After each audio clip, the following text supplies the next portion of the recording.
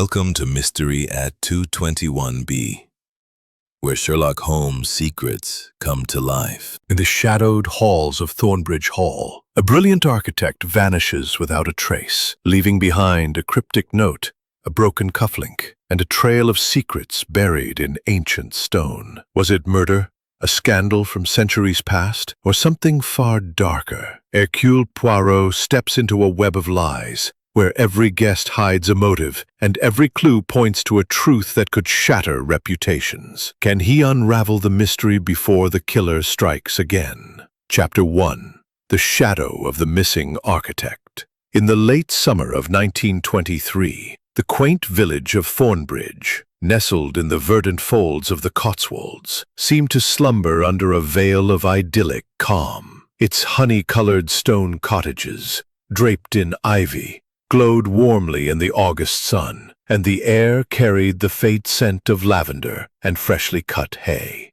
Yet beneath this serene facade, a subtle unease stirred, like a ripple on a still pond. The grand estate of Thornbridge Hall, owned by the esteemed Sir Reginald Harcourt, had become the epicenter of a peculiar disturbance that would soon draw the attention of the celebrated Belgian detective Hercule Poirot. Captain Arthur Hastings, ever the loyal companion to Poirot, had been invited to spend a week at Thornbridge Hall at the behest of Sir Reginald, an old acquaintance from Hastings' military days. Sir Reginald, a man of robust health and impeccable manners, was renowned for his architectural patronage, having commissioned the restoration of several historic buildings across England. His latest project, the ambitious redesign of Thornbridge Hall itself, had brought a coterie of distinguished guests to the estate, each connected in some way to the architectural world. Among them was the brilliant but enigmatic architect, Mr. Julian Warrender, whose sudden disappearance would soon cast a shadow over the gathering. The day was warm, and Hastings arrived at Thornbridge Hall in the late afternoon, his motor car crunching along the gravel drive. The hall was a splendid example of Jacobean architecture, its mullioned windows glinting like diamonds in the sunlight. As Hastings stepped out, he was greeted by Sir Reginald himself, a tall, broad-shouldered man in his late 50s, with a neatly trimmed beard and eyes that sparkled with both intelligence and a trace of anxiety. "My dear Hastings," Sir Reginald exclaimed, clasping his hand warmly, "how good of you to come. I trust the journey was not too taxing." "Not at all," Hastings replied, adjusting his hat. "The countryside is magnificent, and I confess I'm eager to see what you've done with the old place." Sir Reginald's smile faltered slightly. "Yes, well, the renovations have been a source of some contention, I'm afraid. But come, let me introduce you to our little assembly." The drawing room of Thornbridge Hall was a marvel of oak paneling and polished floors, its walls adorned with portraits of Harcourt ancestors. A fire crackled in the hearth, though the warmth of the day rendered it more decorative than necessary. The guests, gathered for afternoon tea, formed a tableau of elegance and restraint, their polite conversation barely concealing an undercurrent of tension. First among them was Lady Margaret Harcourt, Sir Reginald's wife, a statuesque woman with an air of quiet authority. Her auburn hair was swept into an elegant chignon, and her green eyes surveyed the room with a sharpness that belied her gracious smile. Beside her sat Miss Clara Warrender, sister to the absent architect, a pale young woman of 25 whose delicate features were marred by worry. Her hands fidgeted with a lace handkerchief, and she glanced frequently toward the door, as if expecting her brother to appear at any moment. Next was Mr. Philip Grayson, a rival architect and former colleague of Julian Warrender. Grayson was a wiry man in his early 40s, with sharp cheekbones and a manner that suggested both ambition and resentment. His conversation was peppered with barbed remarks about modern architectural fads, which Hastings suspected were aimed at the missing Warrender. Mrs. Evelyn Carver, a wealthy widow and patron of the arts, lounged on a velvet settee, her crimson dress a stark contrast to the muted tones of the room. Her laughter was bright but brittle, and her eyes darted toward Grayson with a mixture of amusement and disdain. Finally, there was Dr. Leonard Baxter, a retired physician and old friend of Sir Reginald's, whose jovial demeanour seemed at odds with the strained atmosphere. His round face and spectacles gave him an air of benign curiosity, but Hastings noted the way his gaze lingered on each guest, as if assessing their secrets. As tea was served, Sir Reginald drew Hastings aside. "I must confide in you, old friend," he said in a low voice. "Julian Warrender, the architect overseeing the hall's redesign, has vanished. He was last seen 2 nights ago, after dinner. His room was found empty, his belongings untouched. I fear something dreadful has happened." Hastings frowned. "Have you informed the police?" "Yes. Inspector Grange from the local constabulary is investigating, but he's a plodding sort, and I suspect this matter requires a keener mind. That's why I've sent for your friend, Monsieur Poirot. I trust he'll arrive soon." Hastings nodded, his curiosity piqued. Poirot is never far when a mystery calls. "But tell me, Sir Reginald, was there anything unusual about Warrender's behaviour before he disappeared?" Sir Reginald hesitated, his eyes flickering toward the drawing room. He was preoccupied. There were disagreements about the renovation plans, particularly with Grayson. And Clara, his sister, mentioned he'd received a strange letter a few days ago, though she didn't know its contents. I thought little of it at the time, but now— Their conversation was interrupted by a sharp cry from Miss Warrender. She had risen from her seat, her face pale as she clutched a folded piece of paper. "It's Julian's!" she exclaimed, her voice trembling. "I found it in the library, tucked inside a book he was reading. It's a threat." The room fell silent, as Sir Reginald took the note from her trembling hands and read it aloud. "Leave Thornbridge, or your genius will be your ruin." The words hung in the air, chilling in their brevity. Lady Margaret gasped, Grayson's jaw tightened, and Mrs. Carver's fan paused mid-motion. Dr. Baxter alone seemed unruffled, though his eyes gleamed with interest. Hastings' mind raced. A threatening letter, a missing architect, and a house full of suspects, each with their own motives and secrets. He knew this was precisely the sort of puzzle that would delight Hercule Poirot's little grey cells. As the sun dipped below the horizon, casting long shadows across the lawn, a sleek black motor car pulled into the drive. The door opened, and out stepped Hercule Poirot, his small, immaculate figure a study in precision.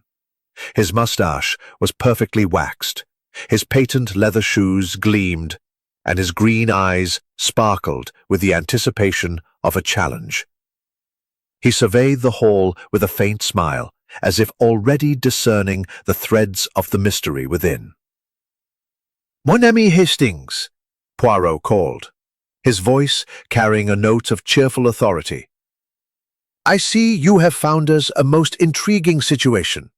A vanishing architect, a threatening note, and a house full of secrets. Oh, how the little grey cells rejoice!"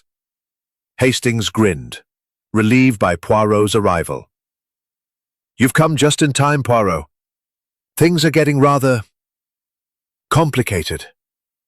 "Bon," Poirot replied, adjusting his hat. "Then let us begin. The truth, it hides in the details, and Hercule Poirot shall uncover it." As they entered the hall, the guests turned to face the newcomer, their expressions a mix of curiosity, suspicion, and unease. Poirot's gaze swept over them, calm and penetrating, as if already cataloguing their gestures, their glances, their lies. The stage was set, the players assembled, and the game of deduction had begun. Chapter 2. The Vanishing Act. The evening at Thornbridge Hall descended with a quiet that seemed almost oppressive, as if the very walls of the Jacobean manor held their breath, waiting for the next act in the unfolding drama.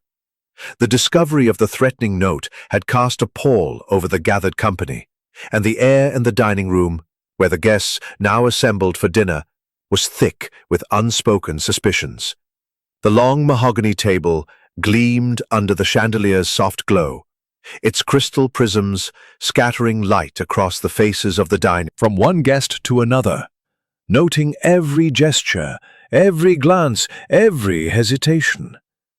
Captain Hastings, seated opposite, could not help but marvel at his friend's ability to remain so composed in the face of such tension. To Hastings, the room felt like a powder keg, and the missing architect, Julian Warrender, was the spark that had set it alight. Dinner was a formal affair, with liveried footmen serving a succession of courses, consommé, roasted pheasant, and a delicate lemon soufflé, yet the conversation was stilted, punctuated by awkward silences. Lady Margaret Harcourt, at the head of the table, maintained an air of serene control, though her fingers toyed nervously with the stem of her wineglass. Miss Clara Warrender, pale and subdued, barely touched her food, her eyes fixed on the empty chair where her brother should have sat. Mr. Philip Grayson, the rival architect, spoke with forced joviality, his remarks tinged with a bitterness that did not escape Poirot's notice. Mrs. Evelyn Carver, resplendent in a sapphire gown, laughed too loudly at Grayson's jests, while Dr. Leonard Baxter maintained a genial demeanour, though his eyes betrayed a watchful intensity. It was Sir Reginald who broke the silence, with a determined effort at civility. "Monsieur Poirot," he said, clearing his throat, "I trust you've had a chance to consider the matter of poor Warrender's disappearance. Inspector Grange assures me he's doing all he can, but I confess I have little faith in his methods." Poirot inclined his head, his expression one of polite interest. "The good inspector, he is thorough, no doubt, but thoroughness without method is like a ship without a rudder. I, Hercule Poirot, prefer to navigate by the stars of logic and observation. Tell me, Sir Reginald, when precisely was Monsieur Warrender last seen?" Sir Reginald frowned, glancing at his wife for confirmation. "It was 2 nights ago, after dinner. We all retired to the drawing-room for coffee, but Julian excused himself around 9 o'clock. He said he wished to review some sketches in his room. No one saw him after that." "And his room?" Poirot pressed, his voice soft but insistent. "It was examined?" "Yes," Lady Margaret interjected, her tone crisp. "His bed was undisturbed, his clothes still in the wardrobe. His architectural plans were on his desk, but nothing seemed amiss, except for his absence." Poirot's moustache twitched slightly, a sign Hastings recognized as a spark of interest. "And this threatening note, discovered by Mademoiselle Warrender, where precisely was it found?" Clara's voice trembled as she answered, "In the library, tucked inside a copy of Vitruvius's De Architectura. Julie itself. May I see it?" Sir Reginald produced the note from his pocket and handed it to Poirot, who examined it with the care of a jeweller inspecting a rare gem. The paper was of fine quality, the ink black and precise, the handwriting angular and deliberate. "Leave Thornbridge, or your genius will be your ruin," Poirot read aloud, his voice low and measured. A curious phrase, n'est-ce pas? It suggests not only a threat, but a knowledge of Monsieur Warrender's character, his genius, as it were. Who among you knew him well enough to speak of such a quality? The question hung in the air, and the guests exchanged uneasy glances. Grayson cleared his throat. "I worked with Warrender years ago, in London. He was brilliant, no question, too brilliant, perhaps. Always chasing grand ideas, never mind the practicalities. It made him enemies, I'm afraid." "Enemies?" Poirot's eyebrows rose. "You speak of professional jealousy, Monsieur Grayson?" Grayson shrugged, his lips curling into a faint sneer. Call it what you will. Warrender had a knack for stepping on toes. His designs for Thornbridge Hall, for instance, bold, yes, but impractical. Sir Reginald and I had our doubts, didn't we? Sir Reginald nodded reluctantly. There were disagreements. Julian insisted on altering the east wing in ways that would have been ruinously expensive. We argued about it the night he disappeared. Clara's eyes flashed with indignation. My brother was a visionary. He cared about beauty, not just cost. He wouldn't have left without a word, not to me, not to anyone. Mrs. Carver leaned forward, her voice dripping with sympathy that seemed less than genuine. My dear Clara, you mustn't distress yourself. Perhaps Julian simply needed a respite from all this tension. Men do sometimes bolt when the pressure becomes too great. Dr. Baxter chuckled, though there was little humor in it. A respite, Mrs. Carver? With a note like that? I'd wager there's more to this than a man taking a holiday. Poirot's gaze shifted to Baxter, his expression unreadable. You are observant, Doctor. Tell me, what is your opinion of this affair? Baxter adjusted his spectacles, his tone measured. I'm no detective, Monsieur Poirot, but I've seen enough of human nature to know that secrets have a way of festering. Warrender was a man of strong opinions, and strong opinions breed conflict. That's all I'll say for now. Poirot nodded, as if filing the remark away for later consideration. Dinner concluded shortly thereafter, and the guests dispersed, some to the drawing-room, others to their private quarters. Poirot, however, requested to see Warrender's room, and Sir Reginald led him and Hastings to the second floor, where a heavy oak door opened into the architect's quarters. The room was as Lady Margaret had described, orderly, almost chair pushed neatly against it. A window overlooked the darkened gardens, its latch secure. Poirot moved with deliberate care, his gloved fingers tracing the edges of the desk, the books, the bed. He paused at a small ink blot on the blotting pad, his eyes narrowing. Curious, he murmured, producing a small magnifying glass from his pocket. This ink, it is fresh, no? And yet no letter was found, only the sketches. Hastings, my friend, what do you make of this? Hastings, peering over Poirot's shoulder, frowned. It suggests he was writing something, doesn't it? Perhaps a reply to that threatening note. Precisimo, Poirot said, his voice tinged with satisfaction. But where is this reply?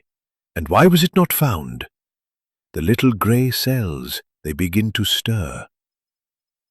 As they descended to the drawing-room, Poirot's demeanour remained calm, but Hastings could sense the wheels turning in his friend's mind.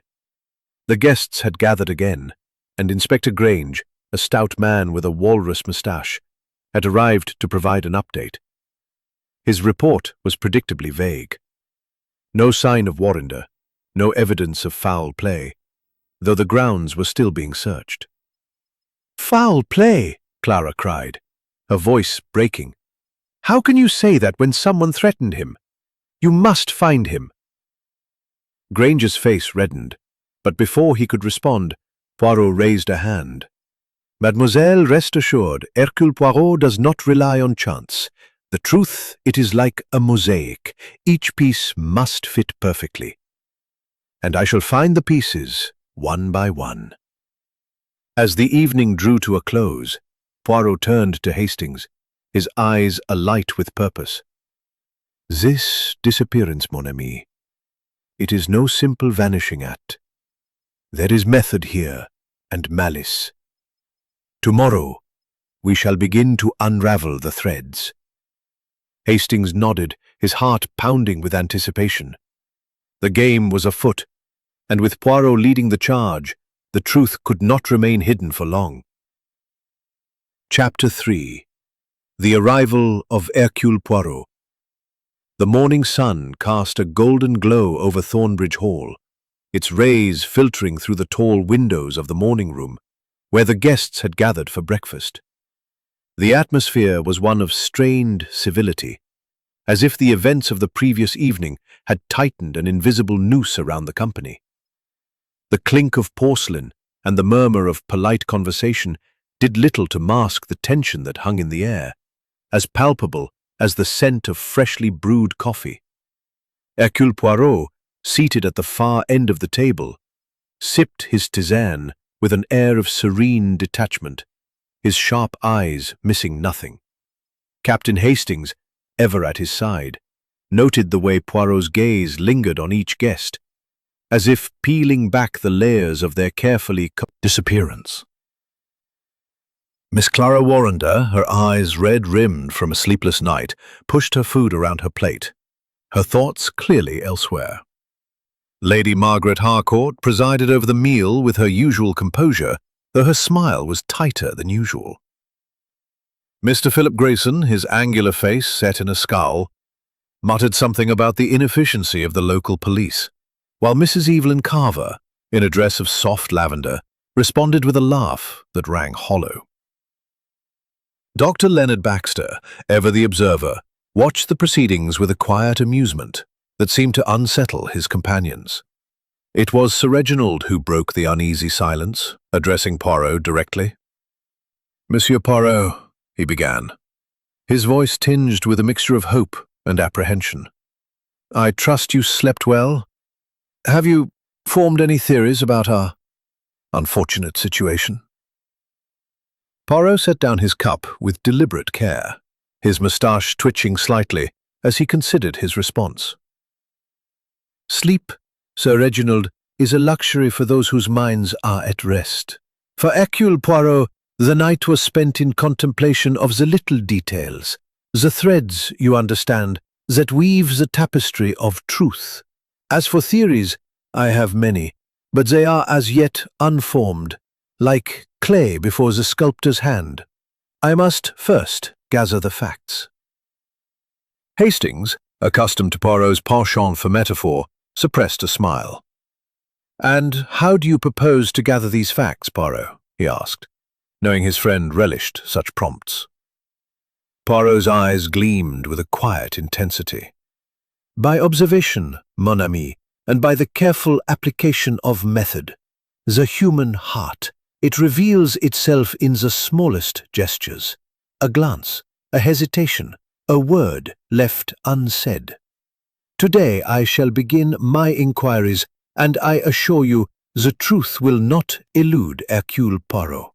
The guests exchanged uneasy glances, as if suddenly aware that they were under the scrutiny of a mind far keener than that of Inspector Grange.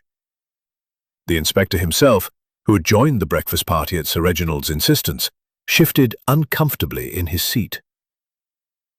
A man of solid build and limited imagination, Grange was clearly out of his depth, his walrus moustache quivering as he attempted to assert his authority. "I've got my men combing the grounds, Monsieur Poirot," Grange said gruffly. "We found no trace of Warrender, but I'm inclined to think he's simply scarpered. That note suggests he had enemies. Perhaps he thought it best to leave." Clara Warrender's fork clattered to her plate.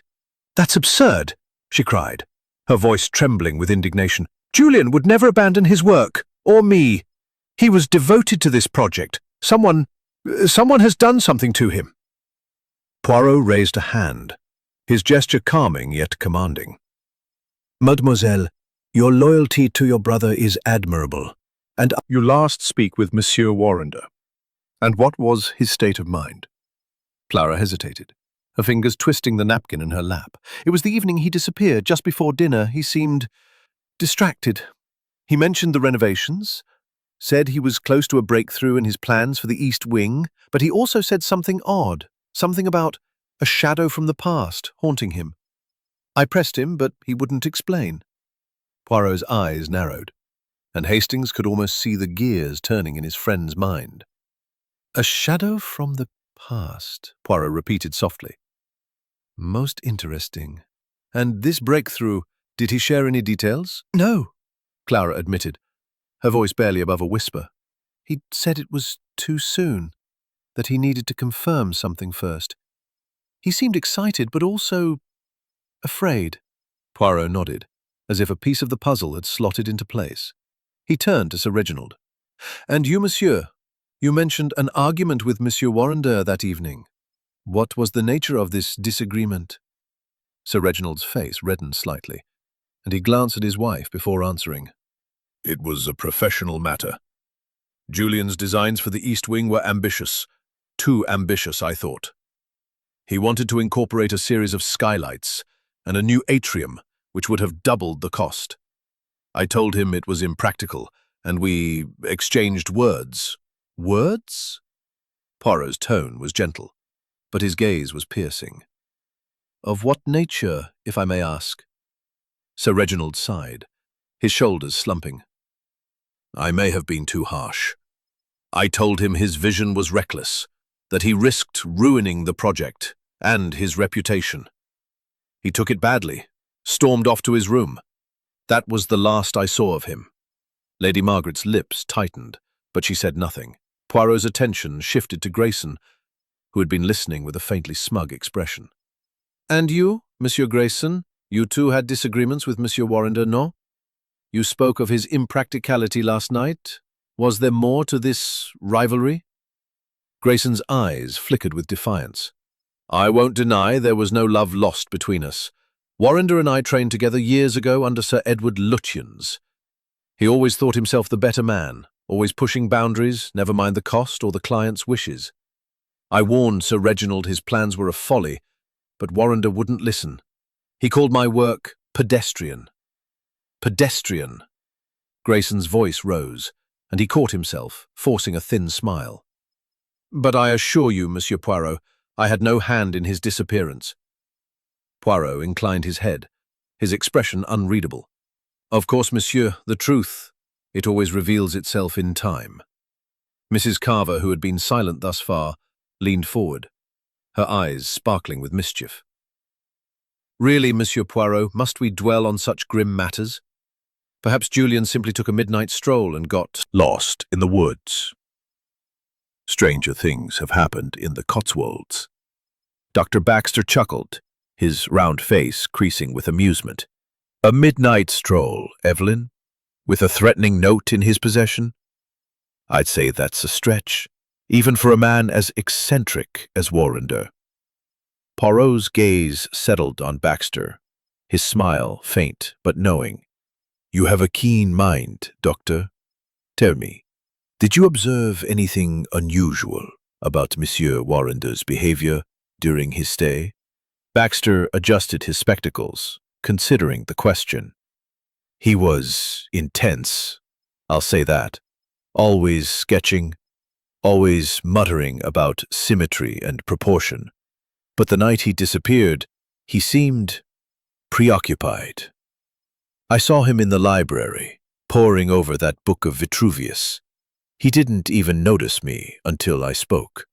And what did you speak of? Poirot asked, his voice deceptively casual.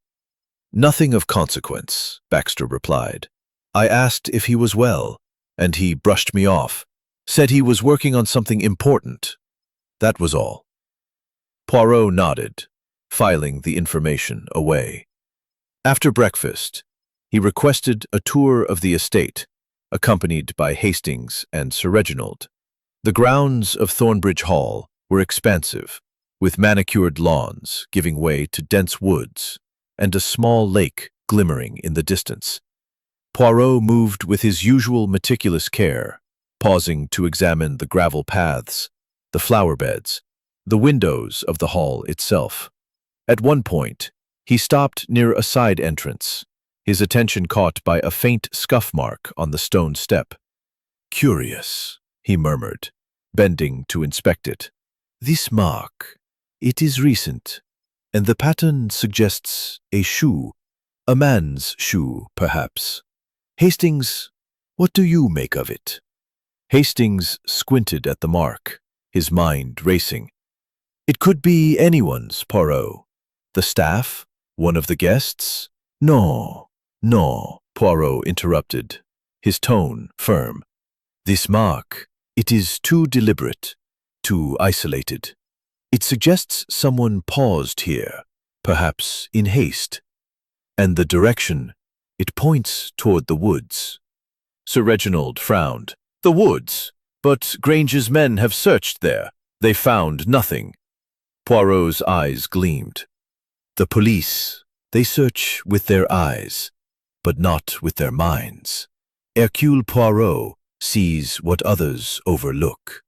Come, let us investigate. They followed the path into the woods, where the air grew cooler and the light dimmed beneath the canopy of ancient oaks. Poirot moved with surprising agility, his gaze scanning the ground, the trees, the underbrush.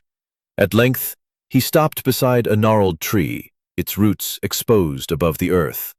There, caught in a low branch, was a scrap. Poirot's expression was grave. That, mon ami, is what we must discover. But one thing is certain, Julian Warrender did not vanish of his own accord. There is a hand at work here, a hand that wishes to conceal the truth. As they returned to the hall, the weight of Poirot's words settled over Hastings. The mystery was deepening, and with each new clue, the stakes grew higher. The little Belgian detective, with his unerring logic and unshakable confidence, was now fully engaged, and Hastings knew that no secret could remain hidden from Hercule Poirot for long. Chapter 4. The Questions Begin. The morning at Thornbridge Hall gave way to a sultry afternoon, the air heavy with the promise of a late summer storm. The great house, with its ancient stone and creeping ivy, seemed to brood under the gathering clouds, as if mirroring the unease that had settled over its inhabitants. Hercule Poirot, undeterred by the oppressive atmosphere, had begun his methodical investigation, his little grey cells already at work, piecing together the fragments of the mystery surrounding Julian Warrender's disappearance. Captain Hastings, ever the faithful observer, followed his friend with a mixture of admiration and apprehension, knowing that Poirot's calm exterior belied a mind as sharp as a rapier. After the discovery of the tweed fragment in the woods, Poirot had returned to the hall with a renewed sense of purpose. He requested a private room to conduct his interviews, and Sir Reginald promptly offered the library, a grand, oak-panelled chamber lined with leather-bound volumes and dominated by a massive fireplace. The room was suffused with the scent of old books and beeswax polish, and a large table in the centre provided the perfect stage for Poirot's inquiries. Hastings, seated to one side with a notebook, prepared to record the proceedings, though he knew Poirot's memory was as precise as a ledger. Poirot stood before the fireplace, his small, immaculate figure commanding the room despite its grandeur. His patent leather shoes gleamed, his moustache was perfectly symmetrical, and his green eyes sparkled with the quiet intensity of a man who saw beyond the surface of things. "Mesdames et messieurs," he began, addressing the assembled guests, who had been summoned at his request. "The disappearance of Monsieur Julian Warrender is no mere accident. It is a puzzle, and Hercule Poirot shall solve it. But to do so, I must have the truth, every detail, every moment, every thought. I shall speak with each of you in turn, and I ask for your complete candor." The guests shifted uncomfortably, their faces a gallery of guarded expressions. Clara Warrender clutched her handkerchief, her eyes darting nervously. Lady Margaret Harcourt maintained her regal composure, though her fingers tightened around the arm of her chair. Dr. Leonard Baxter, ever the genial observer, adjusted his spectacles and nodded, as if eager to see how the drama would unfold. Inspector Grange, standing awkwardly by the door, muttered something about proper police procedure, but Poirot paid him no mind. The first to be interviewed was Clara Warrender, whose distress was palpable as she took a seat across from Poirot. "Mademoiselle," Poirot began, his voice gentle but probing, "you have told us of your brother's distraction, his mention of a shadow from the past. Can you recall anything else, any name, any event that might shed light on this shadow?" Clara's hands trembled as she spoke. "I wish I could, Monsieur Poirot. Julian was always so private about certain things. He never spoke of his past, not in detail. But that evening, he seemed almost haunted. He said something about a mistake he'd made years ago, something he feared might catch up with him. I thought it was just the pressure of the renovations, but now... Her voice broke, and she pressed the handkerchief to her lips. Poirot nodded, his expression one of quiet sympathy. And this breakthrough he mentioned, did he give any hint of its nature? A sketch, perhaps, or a plan? Clara shook her head. No, he was secretive about it. He said it would change everything, that it would put Thornbridge Hall on the map. But he wouldn't show me the sketches. He kept them locked in his portfolio. Poirot's eyes gleamed. Locked, you say? And where is this portfolio now? It's in his room, Clara replied. I saw it on his desk, but I didn't think to look inside. I was too upset. Merci, mademoiselle, Poirot said, dismissing her with a courteous nod. You have been most helpful. Next came Sir Reginald, whose discomfort was evident as he settled into the chair. Monsieur Poirot, he began, before Poirot could speak, I assure you I had no ill will toward Warrender. Our argument was a professional matter, nothing more. Poirot raised a hand, his smile disarming. Of course, Sir Reginald, but let us examine the details. You argued about the cost of the East Wing renovations, oui? Can you recall the precise time of this argument, and who else was present? Sir Reginald frowned, his brow furrowing. It was after dinner, around 8 o'clock in the drawing room. Lady Margaret was there, as was Grayson. Clara had gone to the library, I believe, and Mrs. Carver and Dr. Baxter were playing cards. Julian was insistent about his plans, and I may have raised my voice. He left in a huff shortly after. And you did not see him again? Poirot pressed. No, Sir Reginald said firmly. I retired to my study to review some accounts. I assumed he'd gone to his room. Poirot made a small note in his mind, shook his head. No. Julian was very particular about his work. He kept it under lock and key. Lady Margaret was next, her posture as erect as a queen's as she faced Poirot. I have little to add, Monsieur Poirot, she said coolly. Julian was a talented man, but his ideas were extravagant. My husband was right to question them. Poirot's eyes twinkled. And yet, madame, you supported his commission, did you not? Why engage a man whose ideas you found so impractical? Lady Margaret's lips pursed slightly. Sir Reginald believed in his vision, at least initially. I trusted my husband's judgment. But I confess, Julian's intensity could be unsettling. He spoke of the hall as if it were a living thing, something to be reshaped according to his will. It was almost obsessive. Poirot tilted his head, considering her words. And the night he disappeared, madame, where were you after the argument? I remained in the drawing room until about 9:30, then retired to my room to read. I saw nothing unusual. Philip Grayson followed, his demeanor bristling with defensiveness. I've told you, Poirot, he said, his voice sharp. Warrender and I were rivals, nothing more. I didn't like his methods, but I didn't wish him harm. Poirot's smile was serene. Rivalry, Monsieur Grayson, can breed strong emotions. Tell me, where were you between 8 and 10 o'clock that evening? Grayson's eyes flickered. I was in the billiard room, practicing. Alone, I'm afraid. I needed to clear my head after that argument. Alone, Poirot repeated softly, as if savouring the word. And you saw nothing of Monsieur Warrender after he left the drawing room? Nothing, Grayson said, his tone defiant. He was probably sulking in his room. Mrs. Evelyn Carver's interview was marked by her characteristic levity, though Poirot's piercing gaze seemed to unsettle her. Really, Monsieur Poirot, she said, fanning herself. I'm just a guest here, enjoying the hospitality. I barely knew Julian, though he was charming in his way. A bit intense, perhaps, but talented. And your movements that evening, madame? Poirot asked. I played cards with Dr. Baxter until about 10, then went to bed. Nothing exciting, I'm afraid. Dr. Baxter, the last to be questioned, was jovial but guarded. I'm a simple man, Monsieur Poirot, he said, chuckling.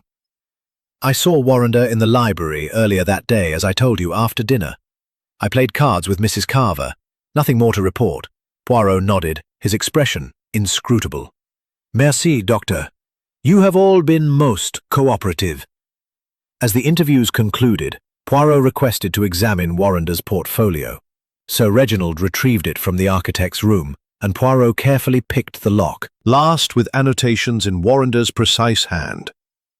But one drawing caught Poirot's eye, a plan for a hidden chamber beneath the east wing, marked with a cryptic note. The key to the past lies here. Mon Dieu, Poirot murmured, his fingers tracing the sketch.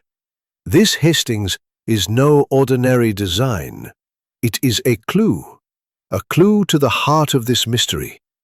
Hastings leaned closer, his pulse quickening.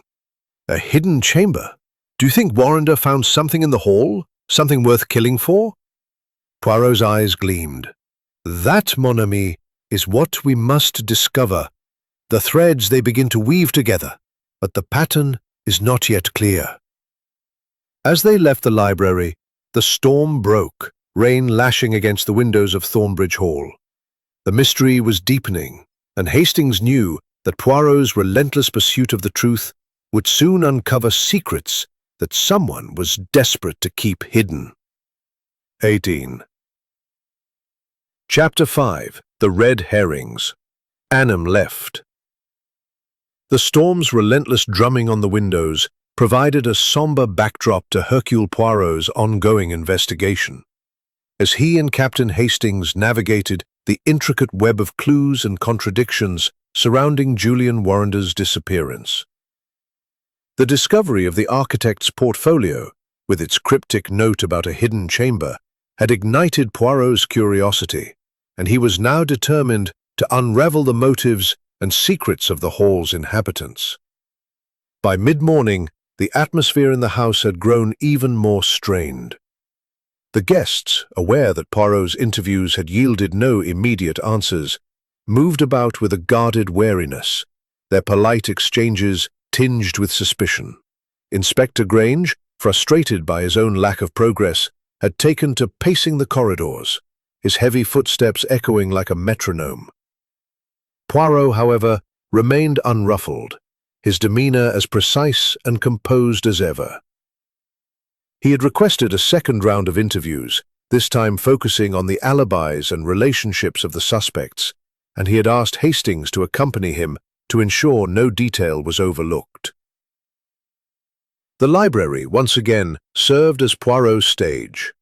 Its somber grandeur suited the gravity of the moment, and the flickering firelight cast long shadows that seemed to dance with the secrets of Thornbridge Hall.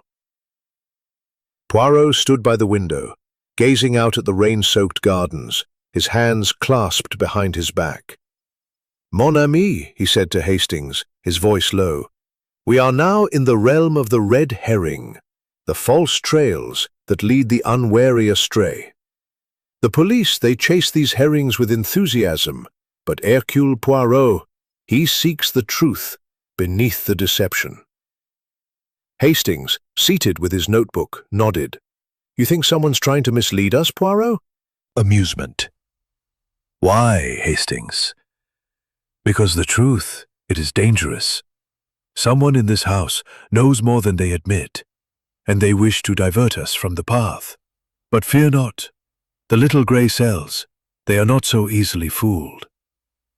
The first to be summoned was Mr. Philip Grayson, whose rivalry with Warrender had already marked him as a figure of interest. Grayson entered the library with a scowl, his wiry frame tense as he took a seat. "I've told you everything I know, Poirot," he said brusquely. "What more do you want?" Poirot's smile was disarming, but his eyes were sharp. "Monsieur Grayson, you have spoken of your professional disagreements with Monsieur Warrender, but let us delve deeper. You trained together, oui? under the great Sir Edward Lutyens. Tell me, was there ever a personal grievance between you?" Grayson's jaw tightened, and for a moment Hastings thought he might refuse to answer. But then he leaned back, his expression guarded. "If you must know, there was an incident, years ago, a commission in London, a grand townhouse for a wealthy merchant. Warrender took credit for my designs, claimed they were his own. It cost me the project and nearly my reputation. I never forgave him for that." Poirot's eyebrows rose slightly. "And this incident, it was known to others?" Grayson shrugged. "I mentioned it to Sir Reginald when he first hired Warrender. I warned him the man couldn't be trusted, but Sir Reginald was dazzled by Warrender's reputation." "Most interesting," Poirot murmured. "And the night of his disappearance, you say you were alone in the billiard room. Can anyone confirm this?" Grayson's eyes flickered. "No, as I said, I was alone. But I didn't leave the house, if that's what you're implying." Poirot nodded, dismissing him with a wave of his hand. "Merci, Monsieur Grayson. You may go." Next came Mrs. Evelyn Carver, whose bright demeanour seemed at odds with the gravity of the situation. She settled into the chair with a flourish, her lavender dress pooling around her like a cloud. "Really, Monsieur Poirot," she said, her voice light, "all this fuss over a missing architect? Perhaps Julian simply eloped with some secret sweetheart." Poirot's smile was polite, but unyielding.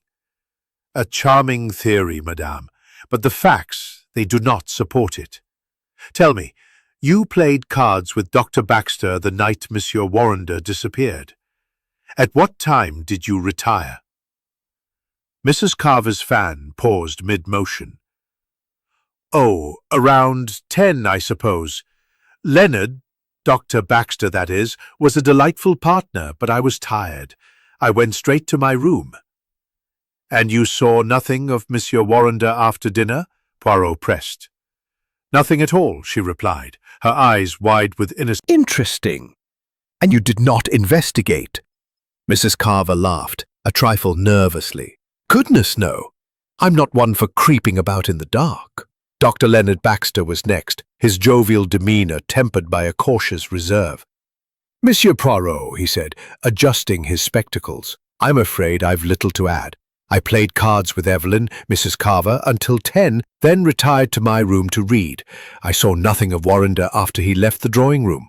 Poirot tilted his head, his gaze piercing.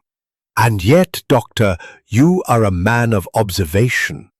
You mentioned seeing Monsieur Warrender in the library earlier that day. Did he seem to you a man in fear?" Baxter considered the question, his fingers drumming lightly on the arm of his chair. "Fear? Perhaps not. But he was agitated, I'd say. He kept glancing at his watch, as if expecting someone. I thought it odd, but I didn't press him." Poirot nodded, filing the detail away. "And these footsteps Madame Carver mentioned, did you hear them?" Baxter shook his head. "No, my room's at the other end of the corridor. I heard nothing unusual." Lady Margaret Harcourt followed, her composure as impeccable as ever. "Monsieur Poirot," she said, her voice cool, "I trust you're making progress? This affair is becoming most tiresome." Poirot's smile was serene. "Patience, madame. The truth, it reveals itself slowly, like a flower in bloom. Tell me, you retired to your room at 9:30, oui? Did you hear or see anything unusual thereafter?" Lady Margaret's eyes narrowed slightly. "I heard nothing out of the ordinary. The house was quiet, save for the usual creaks and groans of an old building." "And your relationship with Monsieur Warrender?" Poirot asked. "You found his ideas unsettling, you said. Was there ever a personal connection between you?" Lady Margaret's lips pursed, and for a moment Hastings thought he saw a flash of anger in her eyes. "Certainly not," she said sharply. "My interest in Julian was purely professional, as was his in me. I supported my husband's decision to hire him, nothing more." Poirot inclined his head, dismissing her with a courteous nod. Sir Reginald was the last to be questioned, his discomfort evident as he recounted his movements after the argument with Warrender. "I was in my study until nearly midnight," he said. "I heard nothing, saw nothing. I wish I could be of more help." Poirot's eyes twinkled. "You have been most helpful, Sir Reginald. The absence of information, it is sometimes as revealing as its presence." As the interviews concluded, Poirot and Hastings retired to Warrender's room to examine the portfolio once more. The sketch of the hidden chamber intrigued Poirot, and he spent several minutes studying its annotations. "This chamber," he murmured. "It is not merely a design." Hastings frowned. "But what could it be, Poirot? A hidden treasure? A family secret?" Poirot's smile was enigmatic. "All secrets, mon ami, are treasures in their own way, but we must tread carefully. The red herrings, they multiply, but the truth, it is close." As they descended to the drawing room where the guests had gathered, a commotion erupted. Inspector Grange burst in, his face flushed with excitement. "We've found something," he announced. "In the lake, a man's shoe, covered in mud, and a watch with Warrender's initials." Clara Warrender gasped, her hand flying to her mouth. The other guests exchanged glances, their expressions a mix of shock and suspicion. Poirot, however, remained calm, his eyes narrowing as he considered the new evidence. "A shoe and a watch," he said softly. "Most convenient, n'est-ce pas? But Hercule Poirot does not chase red herrings. This discovery, it is meant to distract us. We must look closer, much closer." Hastings felt a chill as he watched Poirot's mind at work. The mystery was growing darker, and the stakes higher, but with Poirot leading the way, the truth was drawing ever nearer. Chapter 6. A Clue in Detail. The rain had subsided by late afternoon, leaving the grounds of Thornbridge Hall sodden and glistening, under a sky bruised with clouds. The discovery of the shoe and watch in the lake had sent a ripple of unease through the household, and the guests moved about with a heightened wariness, as if each feared being the next to fall under suspicion. Hercule Poirot, however, remained an island of calm amidst the storm, his meticulous mind sifting through the fragments of evidence with the precision of a watchmaker. Captain Hastings, ever at his side, felt the weight of the mystery pressing upon him, but he trusted Poirot's unerring ability to uncover the truth. The library, now a familiar stage for Poirot's inquiries, was bathed in the soft glow of lamplight as the detective summoned the guests once more. The air was heavy with the scent of damp wood and old leather, and the fire crackled fitfully, as if reluctant to dispel the chill that lingered in the room. Poirot stood before the great table, his small figure commanding attention, his green eyes gleaming with a quiet intensity. In his hand he held the tweed fragment from the woods and the cryptic sketch of the hidden chamber, both of which he placed carefully on the table before him. "Mesdames et messieurs," Poirot began, his voice clear and deliberate. "The disappearance of Monsieur Julian Warrender grows more complex with each passing hour. The shoe and watch found in the lake, they suggest a tragedy, perhaps." Glances. Their faces a study in guarded apprehension. Clara Warrender, her eyes still red from tears, clutched her handkerchief tightly, while Lady Margaret Harcourt's lips were set in a thin line of disapproval. Philip Grayson's scowl deepened, his fingers drumming impatiently on the arm of his chair. Mrs. Evelyn Carver's fan fluttered nervously, and Dr. Leonard Baxter adjusted his spectacles, his expression one of cautious curiosity. Inspector Grange, hovering near the door, muttered something about proper evidence, but Poirot ignored him, his focus unwavering. Poirot held up a sketch of the hidden chamber, its annotations stark against the fine lines of Warrender's design. "This drawing," he said, "found in Monsieur Warrender's portfolio is no mere architectural fancy. It depicts a hidden chamber beneath the east wing, marked with the words, "The key to the past lies here." Tell me, Sir Reginald, was such a chamber ever mentioned in the history of Thornbridge Hall? Sir Reginald frowned, his brow furrowing as he considered the question. Not to my knowledge, Monsieur Poirot. The hall is centuries old, with many renovations over the years, but I've never heard of a hidden chamber. Julian's plans were ambitious, but he never spoke of such a thing to me. Poirot's eyes twinkled. And yet he drew it, with great care and secrecy. Why, I ask, would a man conceal such a discovery unless it held great significance? Perhaps Mademoiselle Warrender, your brother confided in you about this chamber? Clara shook her head, her voice trembling. No, Monsieur Poirot. He was secretive about his work, as I told you. But he did say something about uncovering a secret in the hall, something that would change everything. I thought he meant his designs, but perhaps it was this chamber. Poirot nodded, his gaze shifting to the tweed fragment. And this, he said, holding it up for all to see, found in the woods, near a tree with roots exposed to the rain. It is from a coat, perhaps, worn by Monsieur Warrender. But the tear, it is precise, as if caught deliberately. Tell me, Madame Harcourt, do you recall seeing Monsieur Warrender in a tweed coat the day he disappeared? Lady Margaret's eyes narrowed slightly, but her voice remained steady. I believe he wore a tweed coat at dinner, yes. It was grey, with a faint check pattern.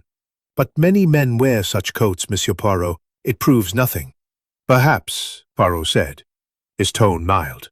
But the details, they accumulate. And there is another detail, one that has been overlooked. He turned to the table and produced a small object, previously unnoticed by the others. A broken cufflink, its silver edge tarnished, and its monogram, a stylized W. Julian's. He always wore those cufflinks. They were a gift from our father. But how did it break? Poirot's smile was enigmatic. That, mademoiselle, is the question. A cufflink does not break by accident, not without force. It suggests a struggle, perhaps, or a moment of haste. And yet, the room was orderly, the bed undisturbed.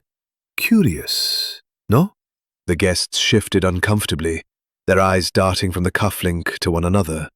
Grayson's scowl deepened, and he leaned forward, his voice sharp. You're suggesting foul play, Poirot, based on a bit of cloth and a broken cufflink. That's a stretch, even for you. Poirot's gaze was unyielding. Monsieur Grayson, the truth is not found in grand gestures, but in the smallest details.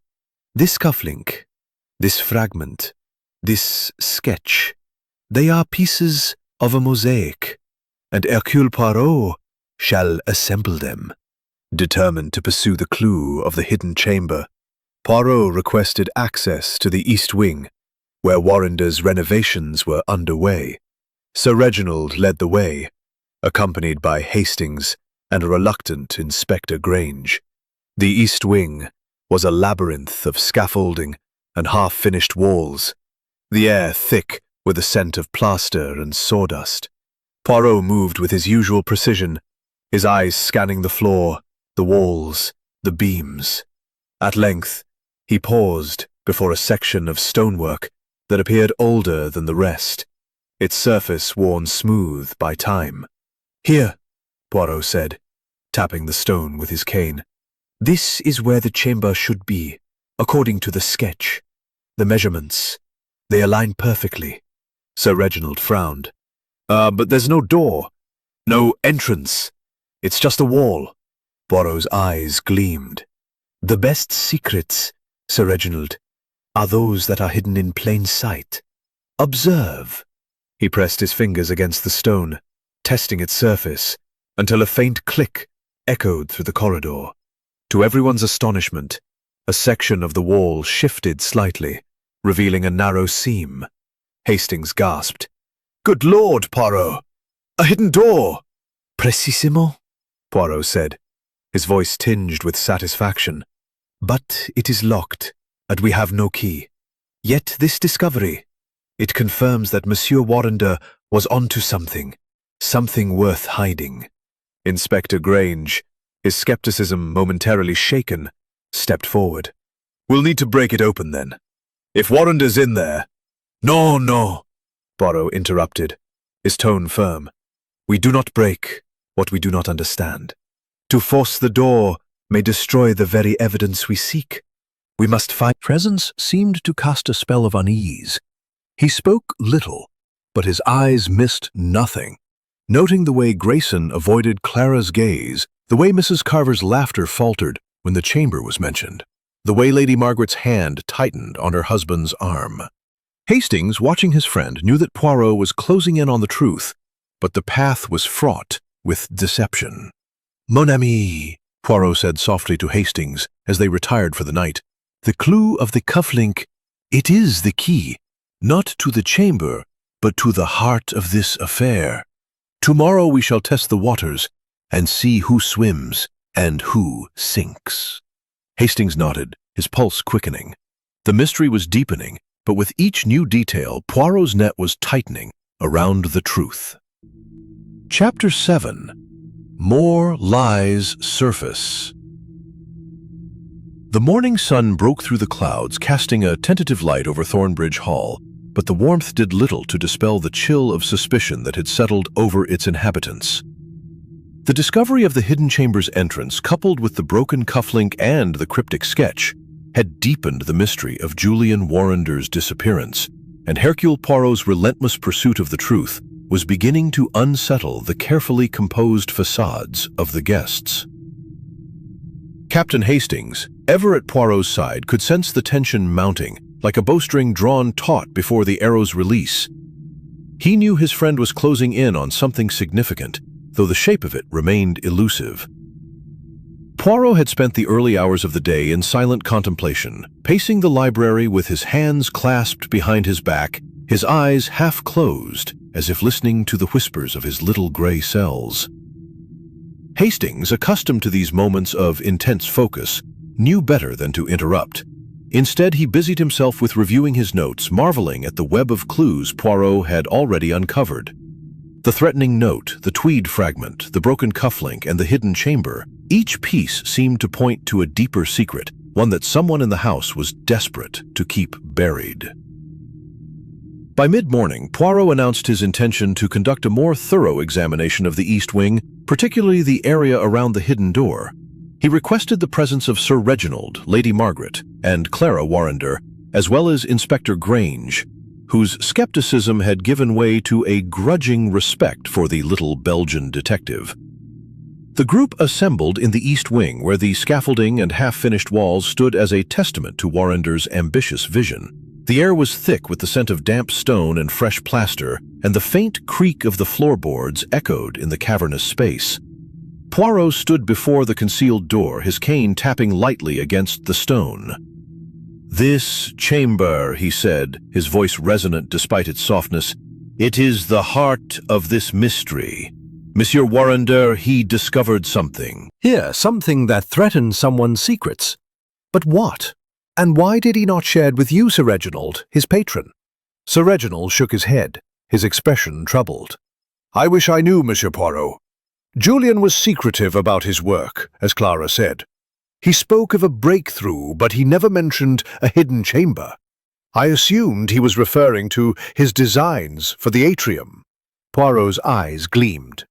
"Assumptions, Sir Reginald. They are the enemies of truth. Let us examine this door more closely."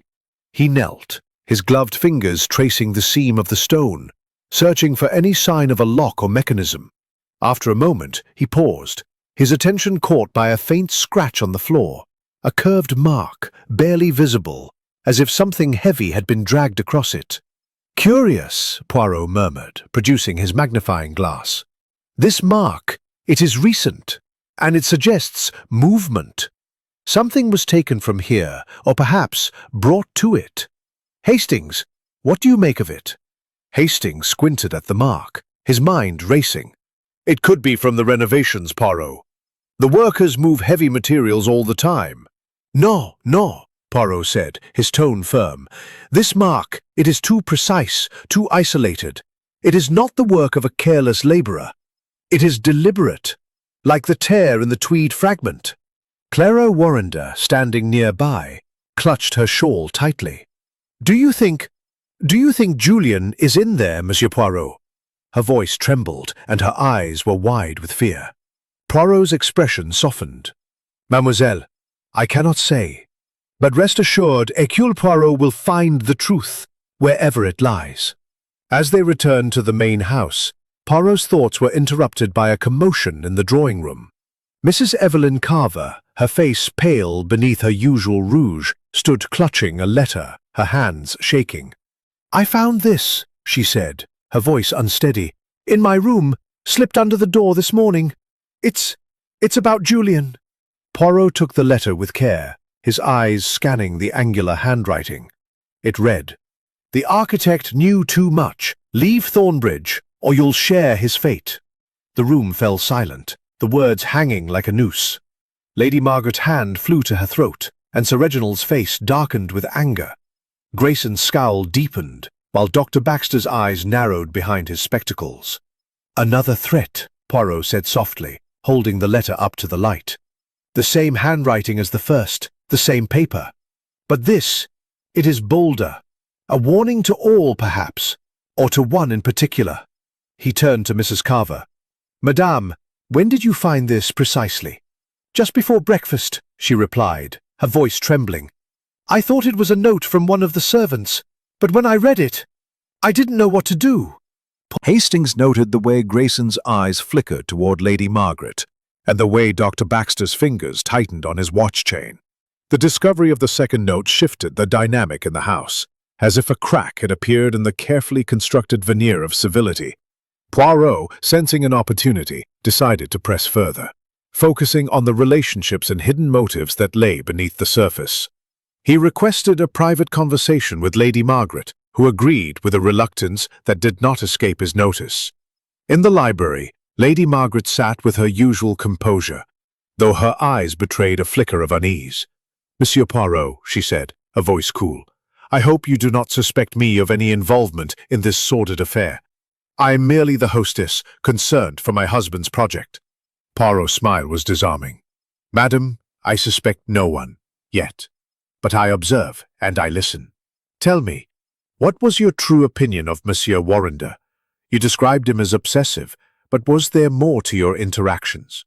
Lady Margaret's lips tightened. "If you're implying anything improper, I resent the suggestion. Julian was a talented architect, nothing more. I found his intensity tiresome, but I had no personal dealings with him. And yet," Poirot said, his tone gentle but insistent, "you were seen speaking with him in the garden 2 days before his disappearance. A heated conversation, according to one of the maids. What was the subject?" Lady Margaret's composure faltered for a moment, her fingers tightening on the arm of a chair. "It was nothing of consequence," she said sharply. "He was upset about the budget constraints. I told him to take his concerns to my husband. That was all." Poirot nodded, his expression unreadable. "Merci, madame. You have been most illuminating." As Lady Margaret left, Poirot turned to Hastings, his eyes gleaming. "The lies, mon ami, they multiply like shadows in a storm. Lady Margaret conceals something, perhaps not guilt, but knowledge. And this second note, it is a desperate act, meant to frighten or to distract." Hastings frowned. "But who would write it, Poirot? And why target Mrs. Carver?" Poirot's smile was enigmatic. "That, Hastings, is the question. The note, it is not meant for Madame Carver alone. It is a warning to all who know too much. But Hercule Poirot, he is not so easily deterred."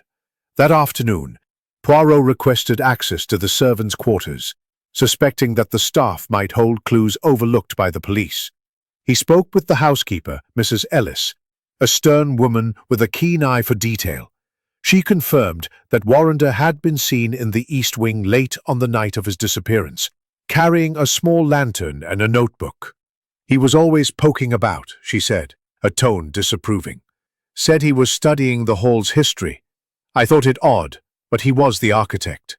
Poirot's eyes lit up. "A lantern, you say? And where was he headed?" Towards the old cellars, I think, Mrs. Ellis replied. There's a staircase near the east wing that leads down.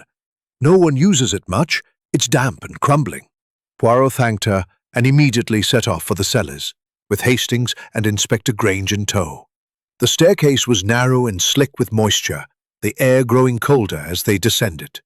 At the bottom, they found a maze of stone corridors, their walls lined with ancient barrels and forgotten crates. Poirot moved with purpose, his cane tapping the floor, until he stopped before a pile of debris, broken stones and splintered wood as if something had been hastily concealed. Here, Poirot said, pointing to a faint outline in the wall, barely visible in the dim light. Another entrance, perhaps, to the hidden chamber. And this debris, it is not natural. Someone has tried to hide it. Hastings felt a chill run down his spine. Poirot, do you think Warrender found something down here, something that got him killed? Poirot's expression was grave. That, mon ami, is what we must uncover. The lies, they surface, but the truth, it lies just beneath. As they ascended to the main house, the weight of the mystery pressed heavier than ever. Poirot's net was tightening, but the secrets of Thornbridge Hall were proving to be as stubborn as the ancient stones themselves. Chapter 8. The Emotional Turning Point. The atmosphere at Thornbridge Hall had grown as taut as a violin string, each new revelation tightening the tension until it seemed the very air might snap. The discovery of the second threatening note, the hidden chamber's entrance, and the debris in the cellars had cast a shadow over the house, and the guests moved with the cautious tread of those who knew they were being watched. Hercule Poirot, however, remained the calm center of the storm, his meticulous mind weaving together the threads of the mystery with a precision that Captain Hastings could only marvel at. Yet even Hastings, accustomed to Poirot's unflappable demeanor, sensed that the investigation was approaching a critical juncture, a moment when the carefully guarded secrets of Thornbridge Hall would begin to crack. The day was overcast, the sky a sullen grey that mirrored the mood within the house. Poirot had spent the morning in the library, poring over Warrender's sketches and the notes Hastings had compiled, his fingers drumming lightly on the table as he murmured to himself in French. Hastings, seated nearby, watched his friend with a mixture of anticipation and unease. Poirot, he ventured at last, you're awfully quiet today. Have you found something new? Poirot's eyes twinkled, though his expression remained grave. Mother me, the mind of Hercule Poirot is never quiet. It is a symphony, playing the notes of truth, even when the melody is not yet clear. Today we shall apply a little pressure, and see who breaks. Under the strain, Hastings frowned. Pressure? You mean to confront someone? Poirot's smile was enigmatic. Not confront, Hastings. Observe. The human heart, it betrays itself in moments of weakness. We shall create such a moment, and the truth, it will rise to the surface like cream in a churn. Poirot's plan began to unfold at luncheon, where the guests gathered in the dining room, their faces a gallery of strained politeness. The meal was a subdued affair, the clink of silverware and the murmur of conversation barely masking the undercurrent of fear. Clara Warrender's eyes were red-rimmed, her hands trembling as she sipped her water. Lady Margaret Harcourt maintained her regal composure, though her gaze flickered nervously towards her husband. Philip Grayson's scowl was more pronounced than ever, and Mrs. Evelyn Carver's usual vivacity seemed forced, her laughter brittle.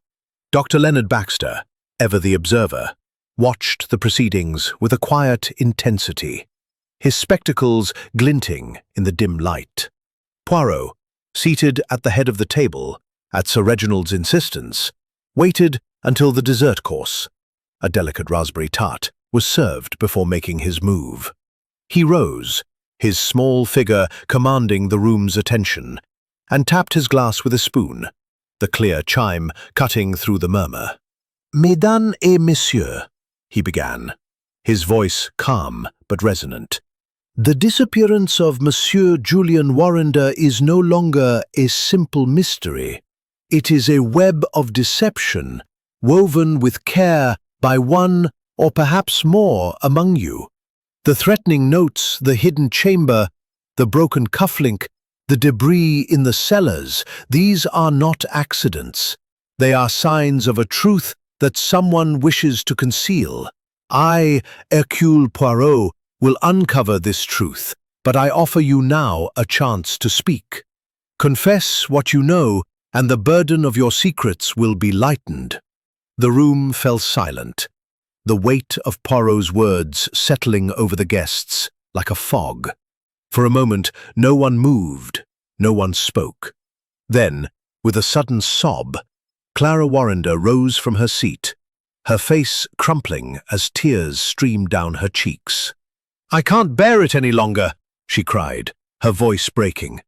"Julian, he was afraid, so afraid, and I didn't help him. He told me he'd found something terrible, in the hall.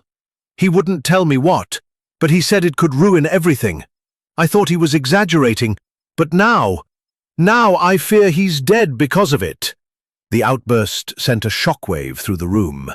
Sir Reginald reached for his wife's hand, his face pale, while Lady Margaret's composure faltered, her lips parting in a silent gasp. "Admirable. Tell me, when did your brother speak of this terrible discovery? And what precisely did he say?" Clara's hands twisted her handkerchief, her voice trembling. "It was the afternoon before he disappeared. We were in the garden, away from the others. He was pale, agitated. He said he'd found something in the East Wing, something hidden for centuries.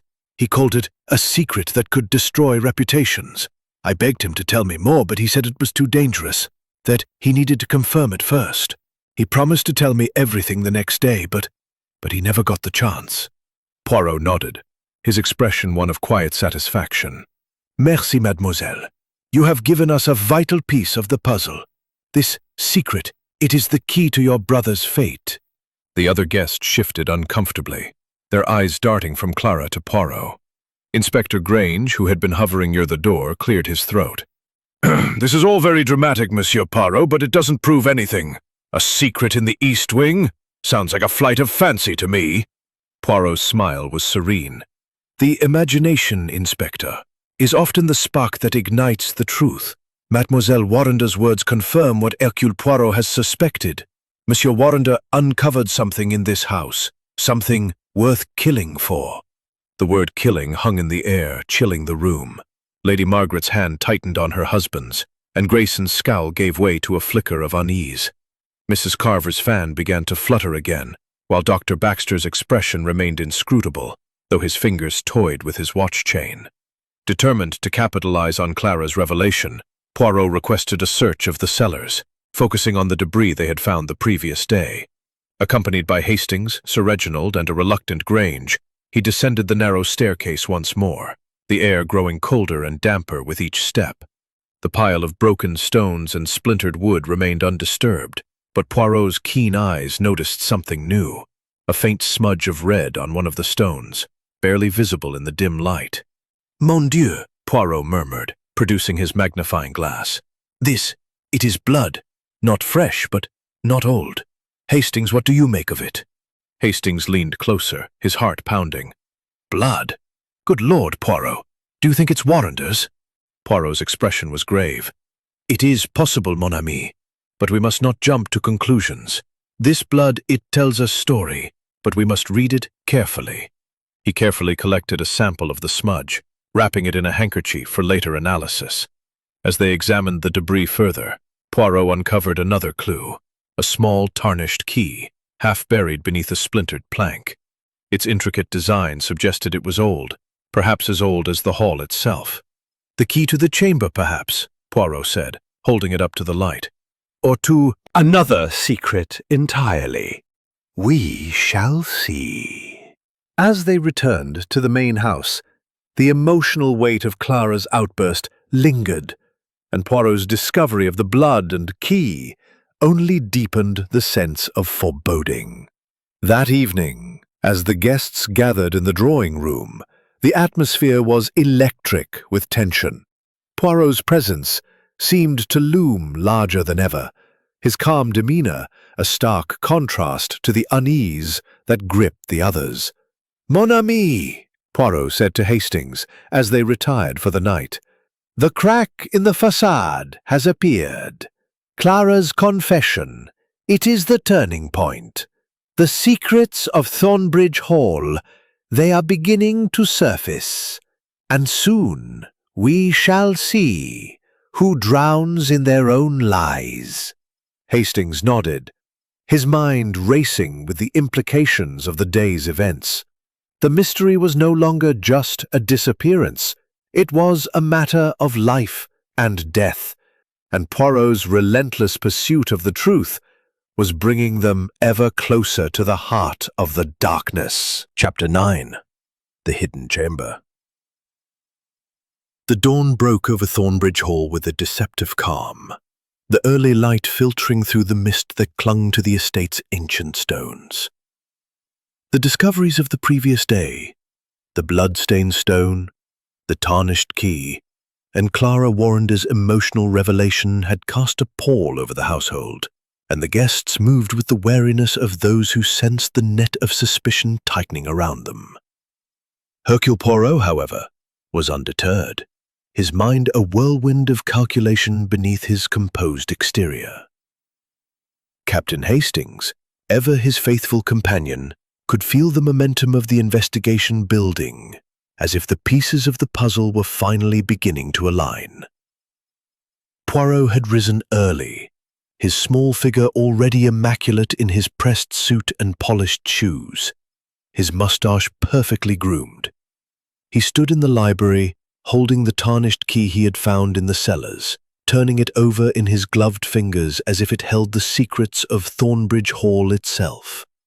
"Mon ami," he said to Hastings, who was sipping a cup of tea, "today we shall unlock the truth literally and figuratively.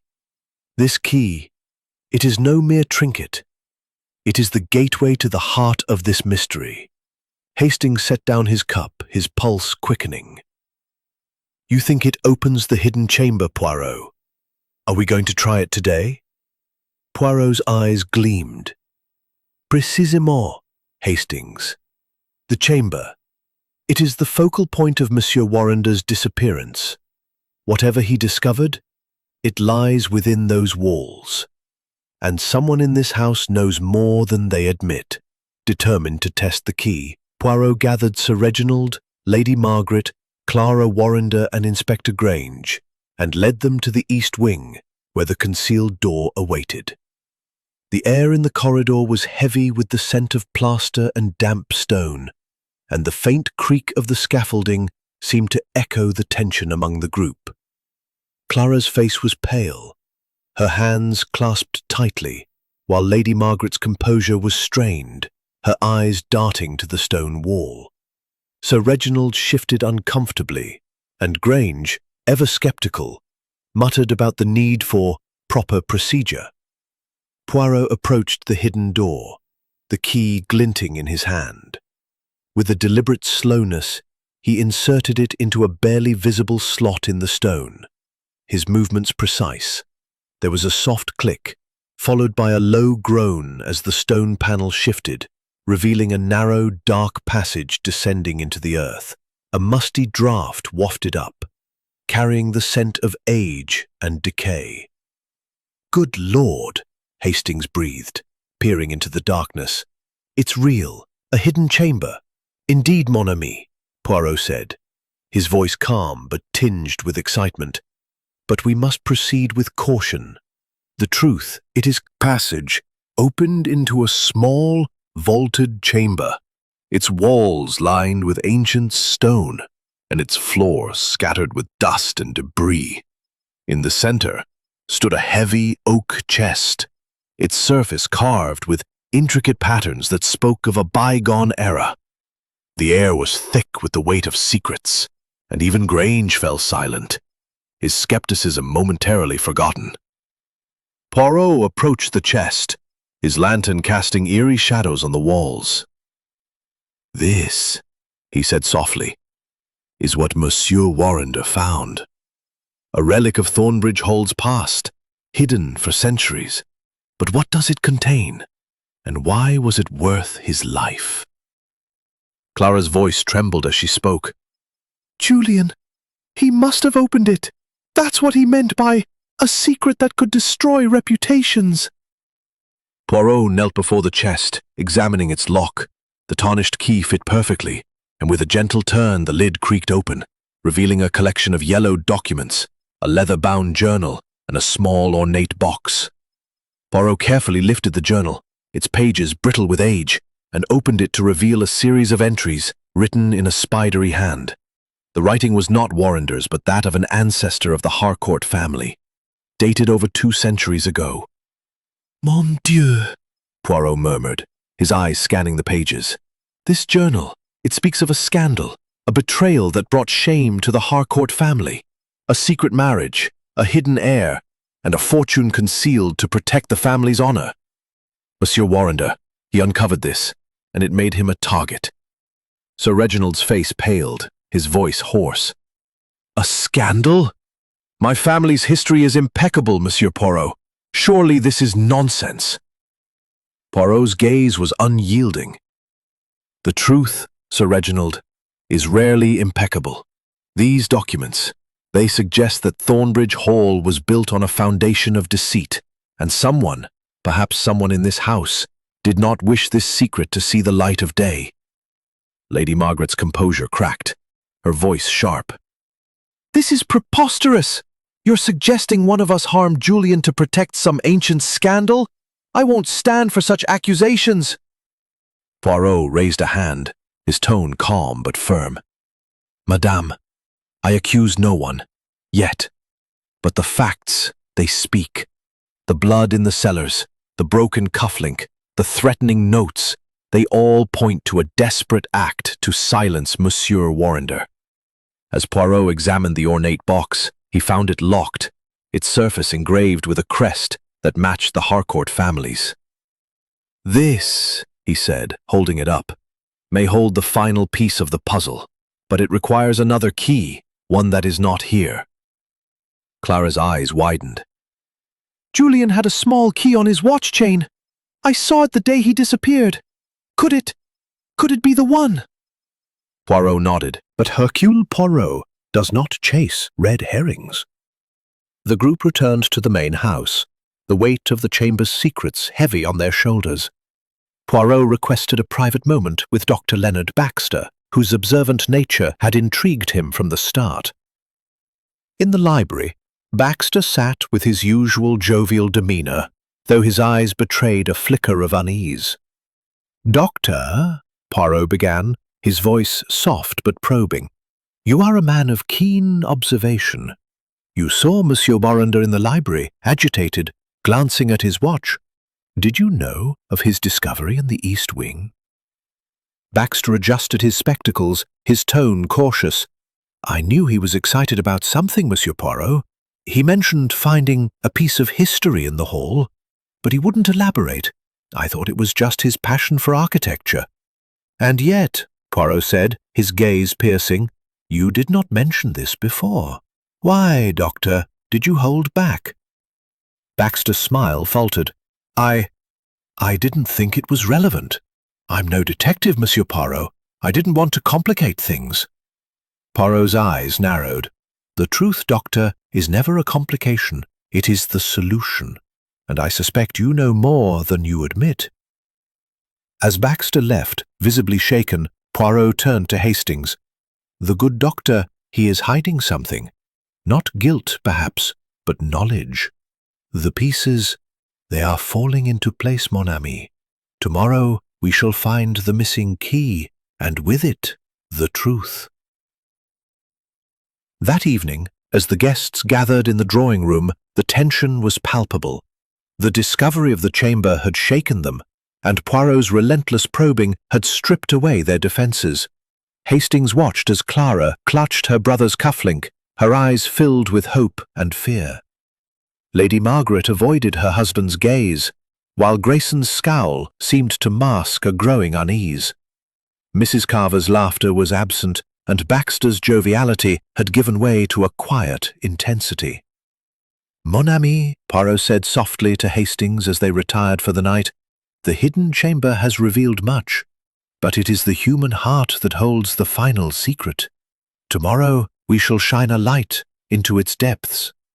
Hastings nodded, his heart pounding with anticipation. The mystery of Thornbridge Hall was nearing its climax, and Poirot's unerring logic was about to unravel the truth. Chapter 10. The Unraveling. The morning at Thornbridge Hall was heavy with anticipation, the air thick with the unspoken fears of its inhabitants. The discovery of the hidden chamber and its ancient secrets had shaken the foundations of the household, and Hercule Poirot's relentless pursuit of the truth was drawing ever closer to its conclusion. Captain Hastings, ever loyal, felt the weight of the moment, sensing that the tangled web of clues, the threatening notes, the broken cufflink, the blood-stained stone and the long... Poirot had spent the early hours in the library, his small figure bent over the journal from the hidden chamber, his eyes scanning the faded entries with a fierce intensity. The tarnished key lay on the table beside him, a silent testament to the secrets it had unlocked. Hastings, watching his friend, could almost see the gears turning in Poirot's mind, piecing together the final fragments of the puzzle. "Mon ami," Poirot said at last, his voice low but vibrant with certainty, "today we shall lay bare the truth. The secrets of Thornbridge Hall, they can hide no longer. The journal, the box, the blood, they all point to a single truth, and Hercule Poirot shall reveal it." Hastings leaned forward, his heart pounding. "You've solved it, Poirot? You know what happened to Warrender?"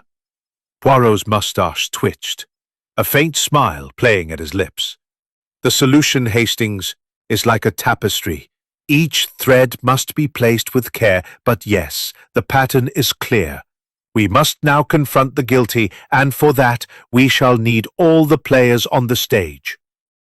Poirot summoned the guests to the drawing-room, where the atmosphere was electric with tension. The fire crackled in the hearth, casting flickering shadows on the walls, and the heavy drapes seemed to muffle the world outside, as if the room itself were holding its breath. Clara Warrender sat clutching her brother's cufflink, her eyes wide with hope and dread. Sir Reginald and Lady Margaret stood together, their faces strained, while Philip Grayson's scowl was now tinged with unease. Mrs. Evelyn Carver's fan lay still in her lap, a usual vivacity replaced by a nervous silence. Dr. Leonard Baxter adjusted his spectacles, his expression guarded, and Inspector Grange stood by the door, his skepticism warring with curiosity. Poirot stood before the fireplace, his small figure commanding the room, his green eyes gleaming with the certainty of a man who had seen through the veil of deception. "Mesdames et messieurs," he began, his voice clear and resonant. "The disappearance of Monsieur Julian Warrender is no longer a mystery. It is a crime, carefully orchestrated to conceal a secret that threatened to destroy. Let us unravel this crime, step by step, with the precision of Hercule Poirot's little grey cells." The guests shifted, their eyes darting nervously. Poirot held up the journal from the hidden chamber. "This journal, written by an ancestor of the Harcourt family, reveals a scandal, a secret marriage and a hidden heir whose existence was concealed to protect the family's honor. Monsieur Warrender, in his renovations, discovered this chamber and its contents. He knew the truth, and he intended to reveal it." Sir Reginald's face reddened. "That's absurd, Monsieur Poirot. My family's history is beyond Threatened reputations, perhaps yours, perhaps another's. And so, someone acted to silence him." Poirot turned to the broken cufflink, holding it up for all to see. "This cufflink, found in Monsieur Warrender's room, suggests a struggle. The blood in the cellars, it confirms it. And the threatening notes, One found in his room, another slipped under Madame Carver's door. They were meant to mislead, to suggest enemies from without. But the enemy, mes amis, is within this house." Clara's voice broke the silence, trembling with emotion. "Who, Monsieur Poirot? Who did this to my brother?" Poirot's gaze softened, but his voice was resolute. "Mademoiselle, your brother was a man of vision, but also of secrets. He confided in you, but not fully. He knew the danger, and yet he pursued it. Let us consider the facts. The night he disappeared, he was seen in the East Wing, carrying a lantern. The debris in the cellars, the blood, they suggest he was attacked there, perhaps dragged to the hidden chamber." Poirot turned to Dr. Baxter, whose jovial demeanor had vanished. "Doctor, you observed Monsieur Warrender in the library, agitated, glancing at his watch. You knew he had found something, yet you said nothing. Why?" Baxter's face paled, his hands gripping the arms of his chair. I told you, I thought it was unimportant. He was excited about his work, nothing more." Poirot's eyes narrowed. "No, Doctor. You knew more. You saw him that night, did you not? In the East Wing, near the cellars. You followed him, curious about his discovery. And when you saw what he had found, you acted." The room gasped, and Baxter's eyes widened in panic. "That's preposterous. I'm a doctor, not a murderer." Poirot's voice was relentless. "You are a man of observation, Doctor, but also of ambition. The journal, it mentions a hidden fortune, jewels, perhaps concealed with the documents. You saw an opportunity, did you not, to secure this fortune for yourself? But Monsieur Warrender, he would not be silenced. A struggle ensued, the cufflink broke, and blood was spilled." Baxter's face crumpled, and he buried his head in his hands. "I didn't mean to harm him," he cried, his voice breaking. "I followed him to the cellars, yes, to see what he'd found. He was raving about the journal, about exposing the Harcourts. I panicked. I struck him just to stop him. I didn't think he was badly hurt, but when I saw the blood, I hid him in the chamber. I thought he'd recover, but he didn't." Clara sobbed, and Sir Reginald's face was ashen. Lady Margaret's composure shattered, her eyes filled with horror. Mrs. Carver's fan fell to the floor, and Grayson's Poirot. Inspector Grange stepped forward, his face grim. "Dr. Baxter, you're under arrest for the murder of Julian Warrender." As Grange led Baxter away, Clara collapsed into a chair, her sobs echoing in the room. Poirot approached her, his expression one of quiet sympathy. "Mademoiselle, your brother's truth has been revealed. He was a man of courage, and his memory will endure." Hastings watched, his heart heavy, as the guests dispersed, their faces marked by shock and grief. The mystery of Thornbridge Hall had been solved, but at a cost. As he and Poirot retired to the library, Hastings couldn't help but marvel at his friend's brilliance. "Poirot," he said, "how did you know it was Baxter?" Poirot's smile was weary, but satisfied. "The details, mon ami. The watch chain, the blood, the notes, they all pointed to a man who observed too much and acted in haste. The human heart, it betrays itself in the end." As they prepared to leave Thornbridge Hall, the weight of the truth settled over them. The secrets of the past had been laid bare, and justice had been served, but the scars of the affair would linger long after Poirot and Hastings departed. Chapter 11. The Aftermath. The resolution of Julian Warrender's murder had left Thornbridge Hall in a state of sombre quietude, as if the ancient stones themselves were mourning the tragedy that had unfolded within the embrace. The arrest of Dr. Leonard Baxter had shattered the illusion of civility that had cloaked the household, and the guests, once bound by polite formalities, now moved with the weight of their own reflections. Hercule Poirot, his task complete, prepared to depart, but not before ensuring that the final threads of the mystery were neatly tied. Captain Hastings, ever at his side, felt a mix of relief and melancholy, knowing that while justice had been served, the cost had been steep. The morning was crisp, the mist having lifted to reveal a sky of pale blue, a stark contrast to the dark secrets that had been unearthed. Poirot stood in the library, his small figure framed by the tall windows, his hands clasped behind his back as he gazed out at the gardens. The journal from the hidden chamber lay on the table, alongside the ornate box, still locked and unopened. Hastings, seated nearby, watched his friend with a sense of awe, marveling at how Poirot's meticulous mind had unraveled the tangled web of deceit. "Poirot," Hastings said, breaking the silence. "It's over, isn't it? Baxter confessed, Warrender's body was found, and the truth is out. But what about that locked box? Don't you want to know what's inside?" Poirot turned, his green eyes twinkling with a hint of mischief.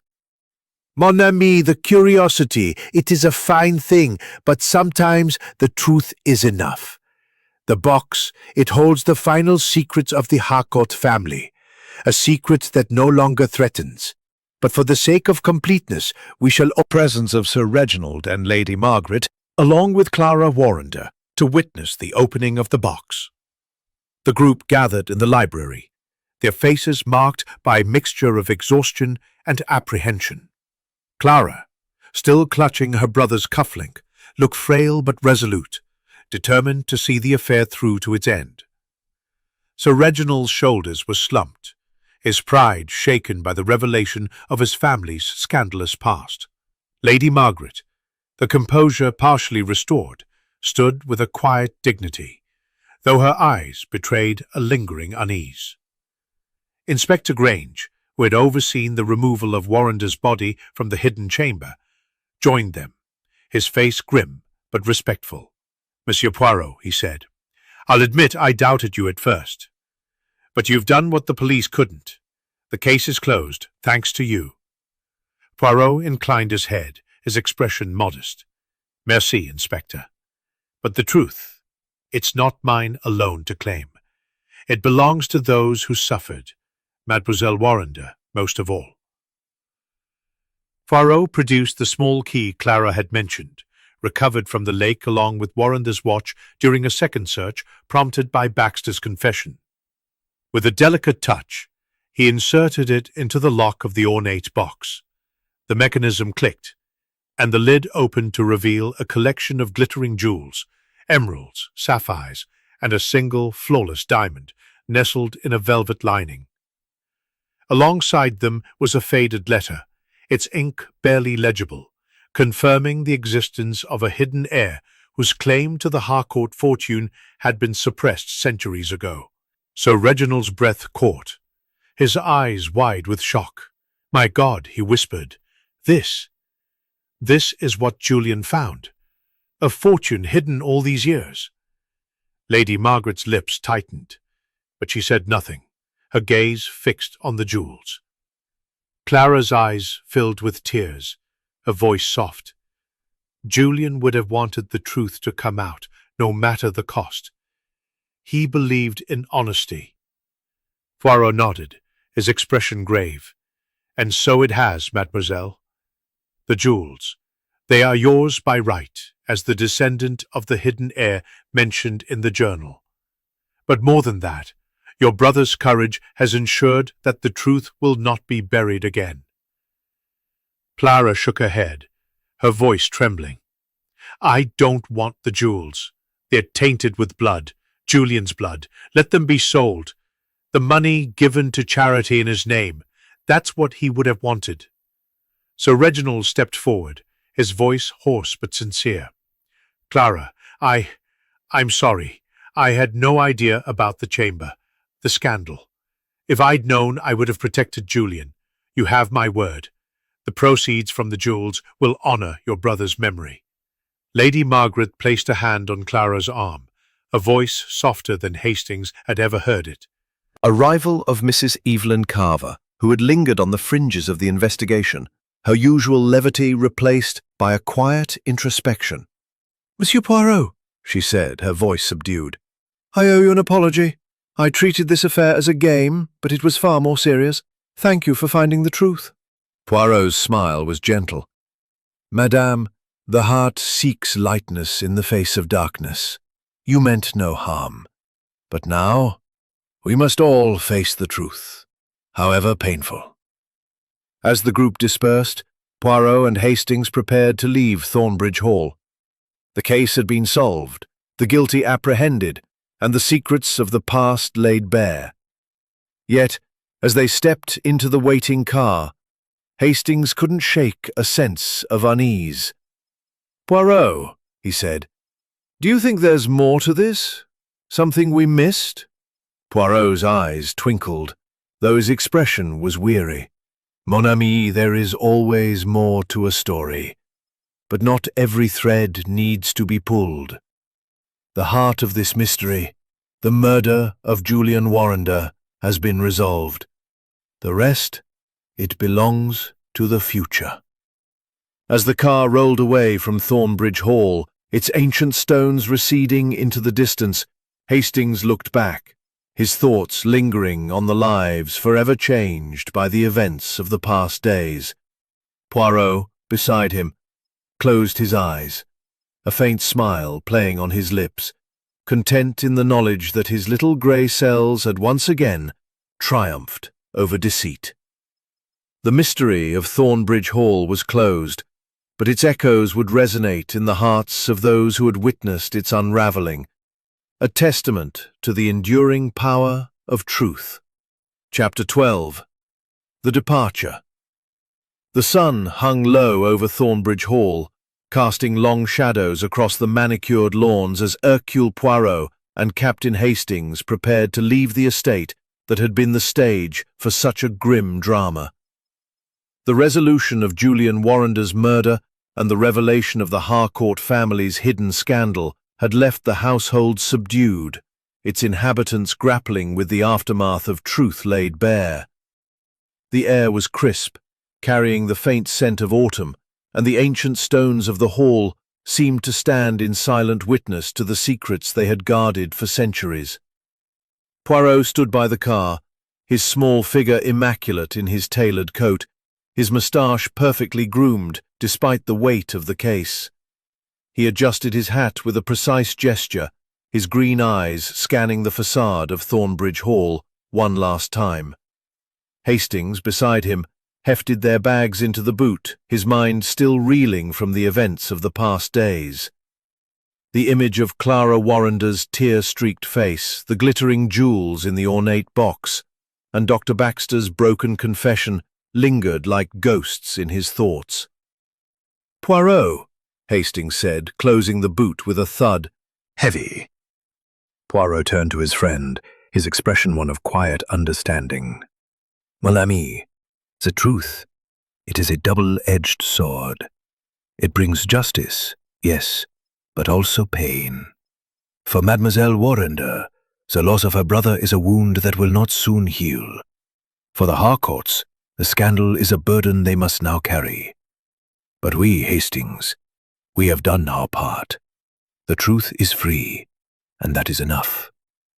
As they waited for the driver, Clara Warrender emerged from the hall, her steps hesitant but determined. She clutched a small parcel wrapped in brown paper, her eyes still red but filled with a quiet resolve. "Monsieur Poirot, Captain Hastings," she said, her voice steady despite its softness. "I wanted to thank you before you go.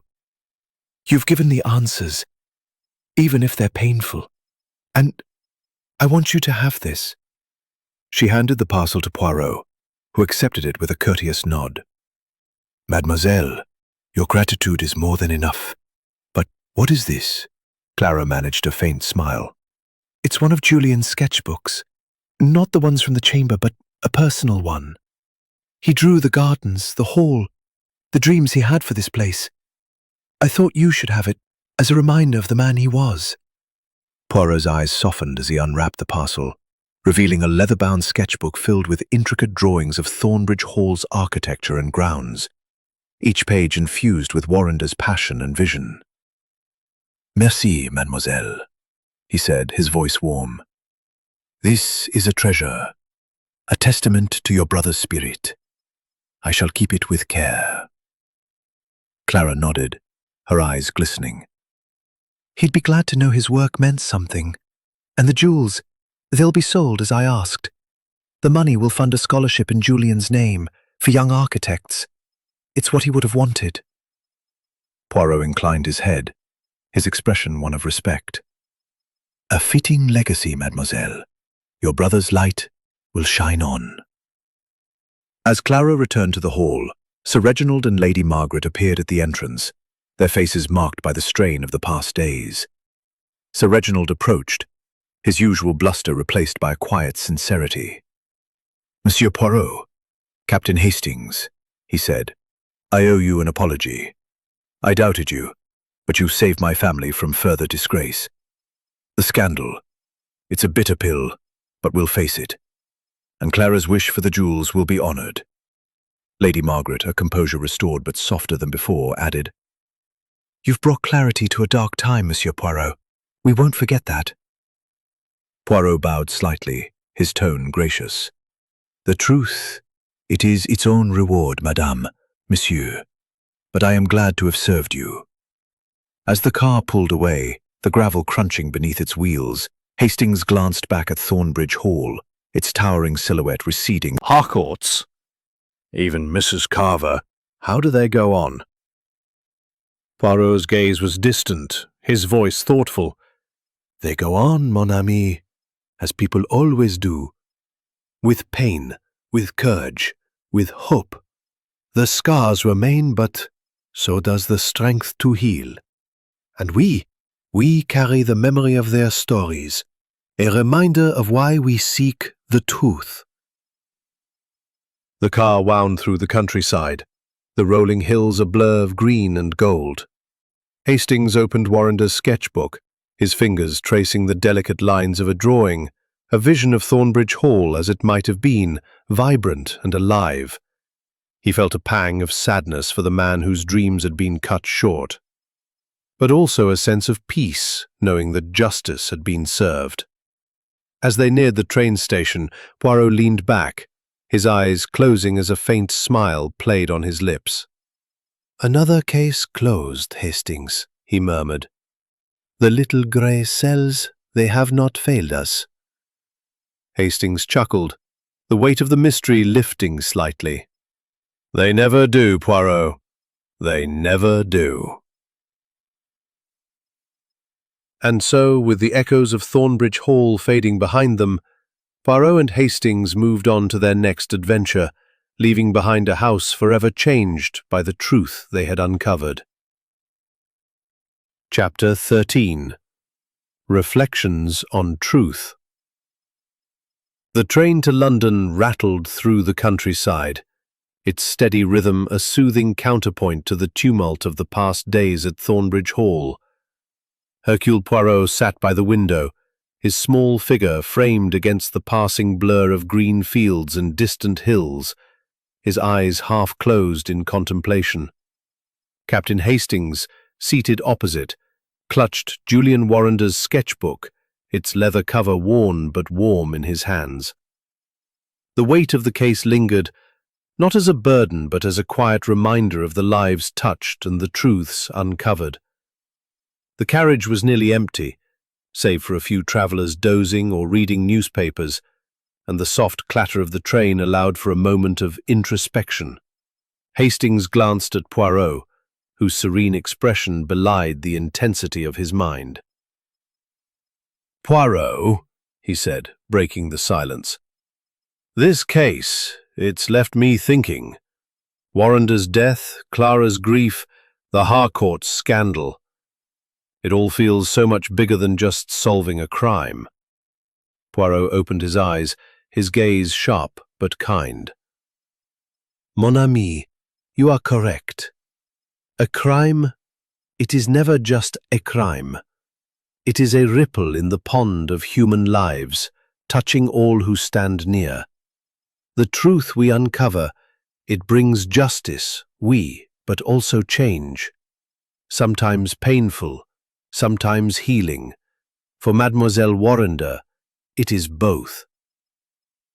Hastings nodded, flipping open the sketchbook to a drawing of Thornbridge. Sister, she honors that vision.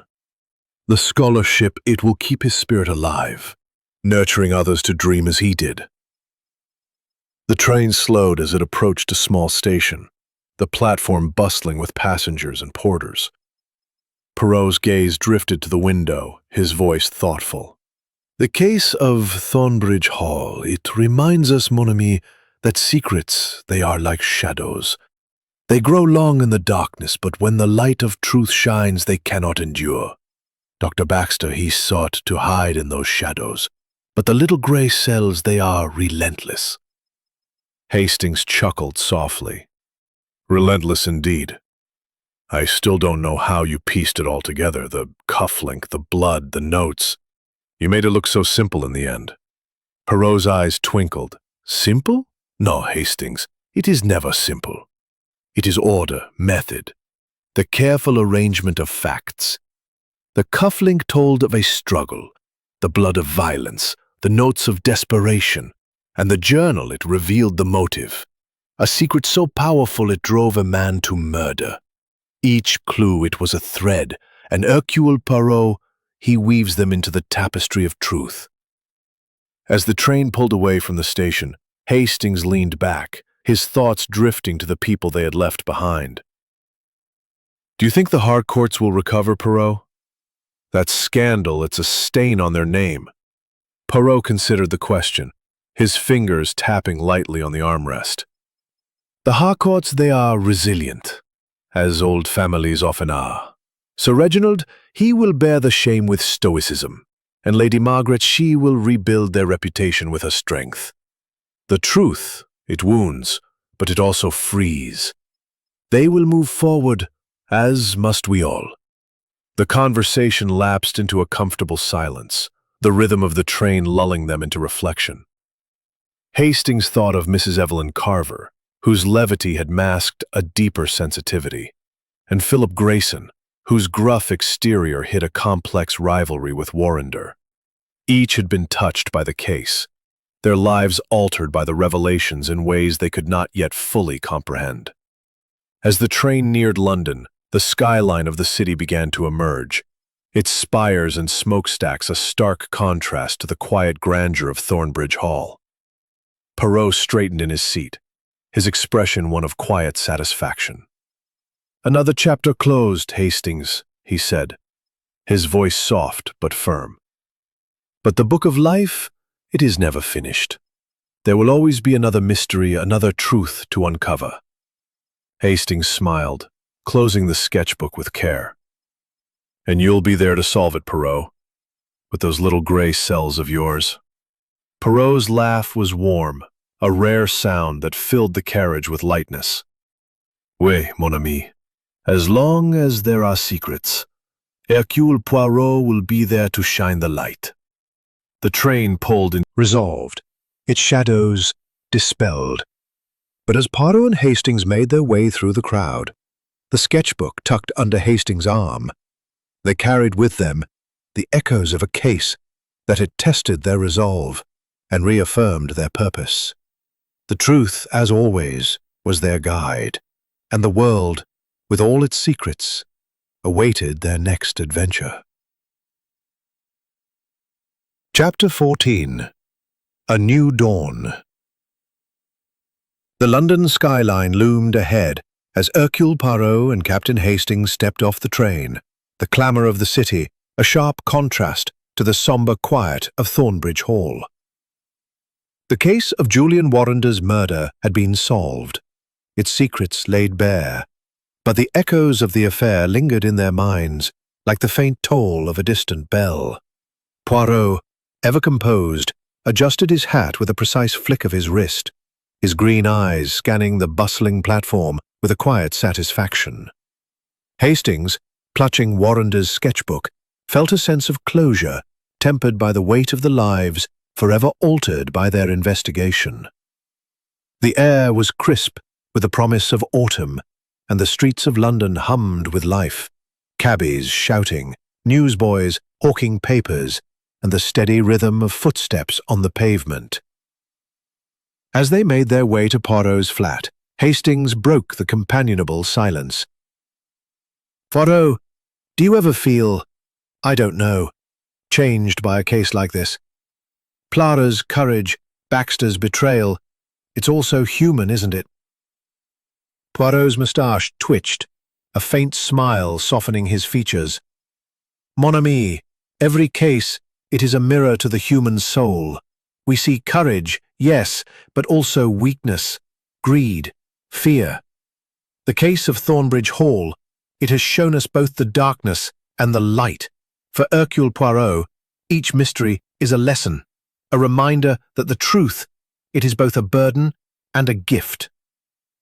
They reached Poirot's impeccably ordered flat, where the familiar comforts of polished furniture and the faint scent of lavender awaited. Hastings set the sketchbook on a side table, its presence a quiet reminder of Julian Warrender's unfulfilled dreams. Poirot, ever attentive to detail, poured 2 cups of tisane, the steam curling in the air as he handed one to Hastings. "Tell me, Hastings," Poirot said, settling into an armchair, "what do you see when you look at that sketchbook? A relic of tragedy, or something more?" Hastings sipped his tisane, considering the question. "It's both, I suppose.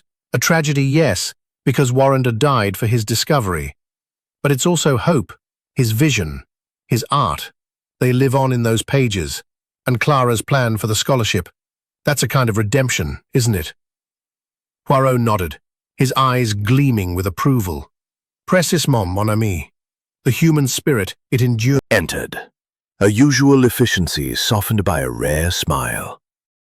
"Monsieur Poirot, there's a letter for you. It arrived this morning, marked urgent." Poirot took the envelope, his fingers tracing the elegant handwriting on its surface. He opened it with care, his eyes scanning the contents. "Mon Dieu," he murmured, a spark of curiosity lighting his face. "It's from Sir Reginald Harcourt. He writes to express his gratitude once more, but also to share news. The scholarship in Monsieur Warrender's name. It has already attracted applicants, young architects eager to carry on his legacy. And," Poirot paused, his smile widening, "he mentions that Mademoiselle Warrender has decided to stay at Thornbridge Hall to oversee the completion of her brother's designs." Hastings leaned forward, surprised. "Clara's staying? After everything?" Poirot's gaze was warm. "The heart, Hastings, it is resilient. Mademoiselle Warrender has found her purpose in honoring her brother. The hall, it will be transformed, not by secrets, but by her determination. A new dawn, as it were." The letter also contained a small photograph, tucked inside the envelope, a snapshot of Thornbridge Hall's gardens, where a new plaque had been erected in Julian Warrender's memory. The inscription read, "In honor of Julian Warrender, Architect of Dreams." Hastings felt a lump in his throat, the image a poignant reminder of the man whose life had been cut short, yet whose legacy would endure. As evening fell, Poirot and Hastings sat by the fire, the warmth of the flames casting a soft glow over the room. The sketchbook lay open on the table, its pages a testament to Warrender's vision. Poirot sipped his tisane, his expression one of quiet contentment. "The case, it is closed, Hastings," he said. "But its lessons, they remain. The truth, it is not the end, but a beginning, a chance for healing, for growth." Hastings nodded, his thoughts drifting to the people of Thornbridge Hall, Clara forging a path forward, the Harcourts rebuilding their legacy, even Mrs. Carver, whose newfound sincerity had surprised him. "You're right, Poirot," he said. "It's not just about solving the crime. It's about what comes after." Poirot's eyes twinkled. "And what comes after, mon ami, is another adventure. The world, it is full of mysteries, and Hercule Poirot, he is never far from the truth." As the fire crackled and the city hummed beyond the windows, Hastings felt a renewed sense of purpose. The case of Thornbridge Hall had been a journey through darkness, but it had ended in light. With Poirot by his side, he knew they would face whatever mysteries lay ahead, armed with the unyielding power of truth. Chapter 15. Echoes of cradled in his hands, his eyes fixed on the fire's gentle dance. Captain Hastings, seated across from him, held Julian Warrender's sketchbook, its pages open to a detailed drawing of Thornbridge Hall's atrium, a vision of light and space that had never come to fruition. The case was closed, the truth revealed, yet the echoes of Thornbridge Hall lingered, like a melody that refused to fade. Hastings turned a page, his fingers lingering on a sketch of the hall's rose garden, vibrant with imagined blooms. "Poirot," he said, his voice thoughtful, "do you ever think about the past? Not just the case, but the history of places like Thornbridge Hall? All those secrets, buried for centuries, only to surface now. It's almost as if the past refuses to stay silent." Poirot's eyes gleamed, his mustache twitching with a faint smile. "Mon ami, the past, it is never truly silent. It whispers in the stones, in the shadows, in the hearts of those who live with its legacy. The case of Monsieur Warrender, it was not just about his death, but about the weight of history, secrets that shaped the present. Hercule Poirot, he listens to those whispers, and he brings them to light." Hastings nodded, his thoughts drifting to Clara Warrender, who had chosen to stay at Thornbridge Hall to honor her brother's vision. Clara's decision to finish Julian's work, it's brave, isn't it? To stay in a place filled with such painful memories. Poirot set down his tisane, his expression one of quiet admiration. "Courage, Hastings. It is not the absence of pain, but the choice to move through it. Mademoiselle Warrender, she has chosen to transform her grief into creation. The hall, it will become a monument to her brother's dreams, not to its secrets." Their conversation was interrupted by the soft chime of the doorbell. Miss Lemon entered, her usual precision softened by a curious expression. "Monsieur Poirot, a parcel has arrived for you. It's from Thornbridge Hall, sent by Miss Warrender." Poirot's eyebrows rose as he accepted the small package, wrapped in simple brown paper and tied with twine. He opened it with care, revealing a letter and a small framed drawing, a miniature of one of Warrender's sketches, depicting the hall's east wing as he had envisioned it, bathed in sunlight. The letter, written in Clara's neat hand, read, "Dear Monsieur Poirot and Captain Hastings, I write to thank you once more for the truth you brought to light. The scholarship in Julian's name is underway, and I have begun work on his designs for the hall. Enclosed is a token of my gratitude, a piece of Julian's vision, to remind you of the light he sought to create. Thornbridge Hall will heal, as will I, because of your courage. Yours sincerely, Clara." "It's beautiful," Hastings said, his voice soft. "She's right, you know. You didn't just solve a crime. You gave her a way to move forward." Poirot's smile was modest, though his eyes sparkled. "The truth, mon ami, it is a gift that keeps giving. For Mademoiselle Warrender, it is a path to healing. For the Harcourts, it is a chance to rebuild. Even for Madame Carver, it is a lesson in sincerity. Each life touched, it carries the echo of our work." Hastings set the framed drawing on the mantel, where it caught the firelight, its lines glowing with a quiet promise. "And what about us, Poirot? What do we carry from this?" Poirot leaned back, his fingers steepled beneath his chin. "For Hercule Poirot, it is the satisfaction of order restored, of shadows dispelled. For you, Hastings, it is perhaps a reminder that the heart, it is as much a part of the mystery as the mind. Together, we balance the scales, logic and compassion, method, and feeling. The fire crackled, its warmth enveloping the room as the city hummed beyond the windows. Hastings thought of the people of Thornbridge Hall, Clara forging a legacy, Sir Reginald and Lady Margaret facing their family's past, Mrs. Carver finding depth beneath her levity, even Philip Grayson, whose rivalry with Warrender had been overshadowed by the tragedy. Each had been shaped by the case, their lives intertwined with its echoes. As the evening deepened, Poirot rose, his movements precise, as he adjusted the drawing on the mantel. "The past? It speaks, Hastings," he said, his voice soft but firm. "But it is the present that we shape.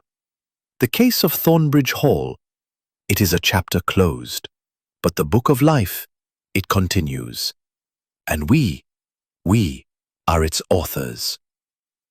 Hastings smiled, the weight of the case lifting as he looked at the drawing, a symbol of hope amid sorrow. "To the next chapter then, Poirot," he said, raising his tisane in a mock toast. Poirot's laugh was warm, filling the room with lightness. "Oui, mon ami. To the next chapter, and the truths we shall uncover." As the fire burned low and the city settled into night, Poirot and Hastings sat in companionable silence, the echoes of Thornbridge Hall blending with the promise of new mysteries. The past had spoken, but the future beckoned, and with it, the unyielding pursuit of truth.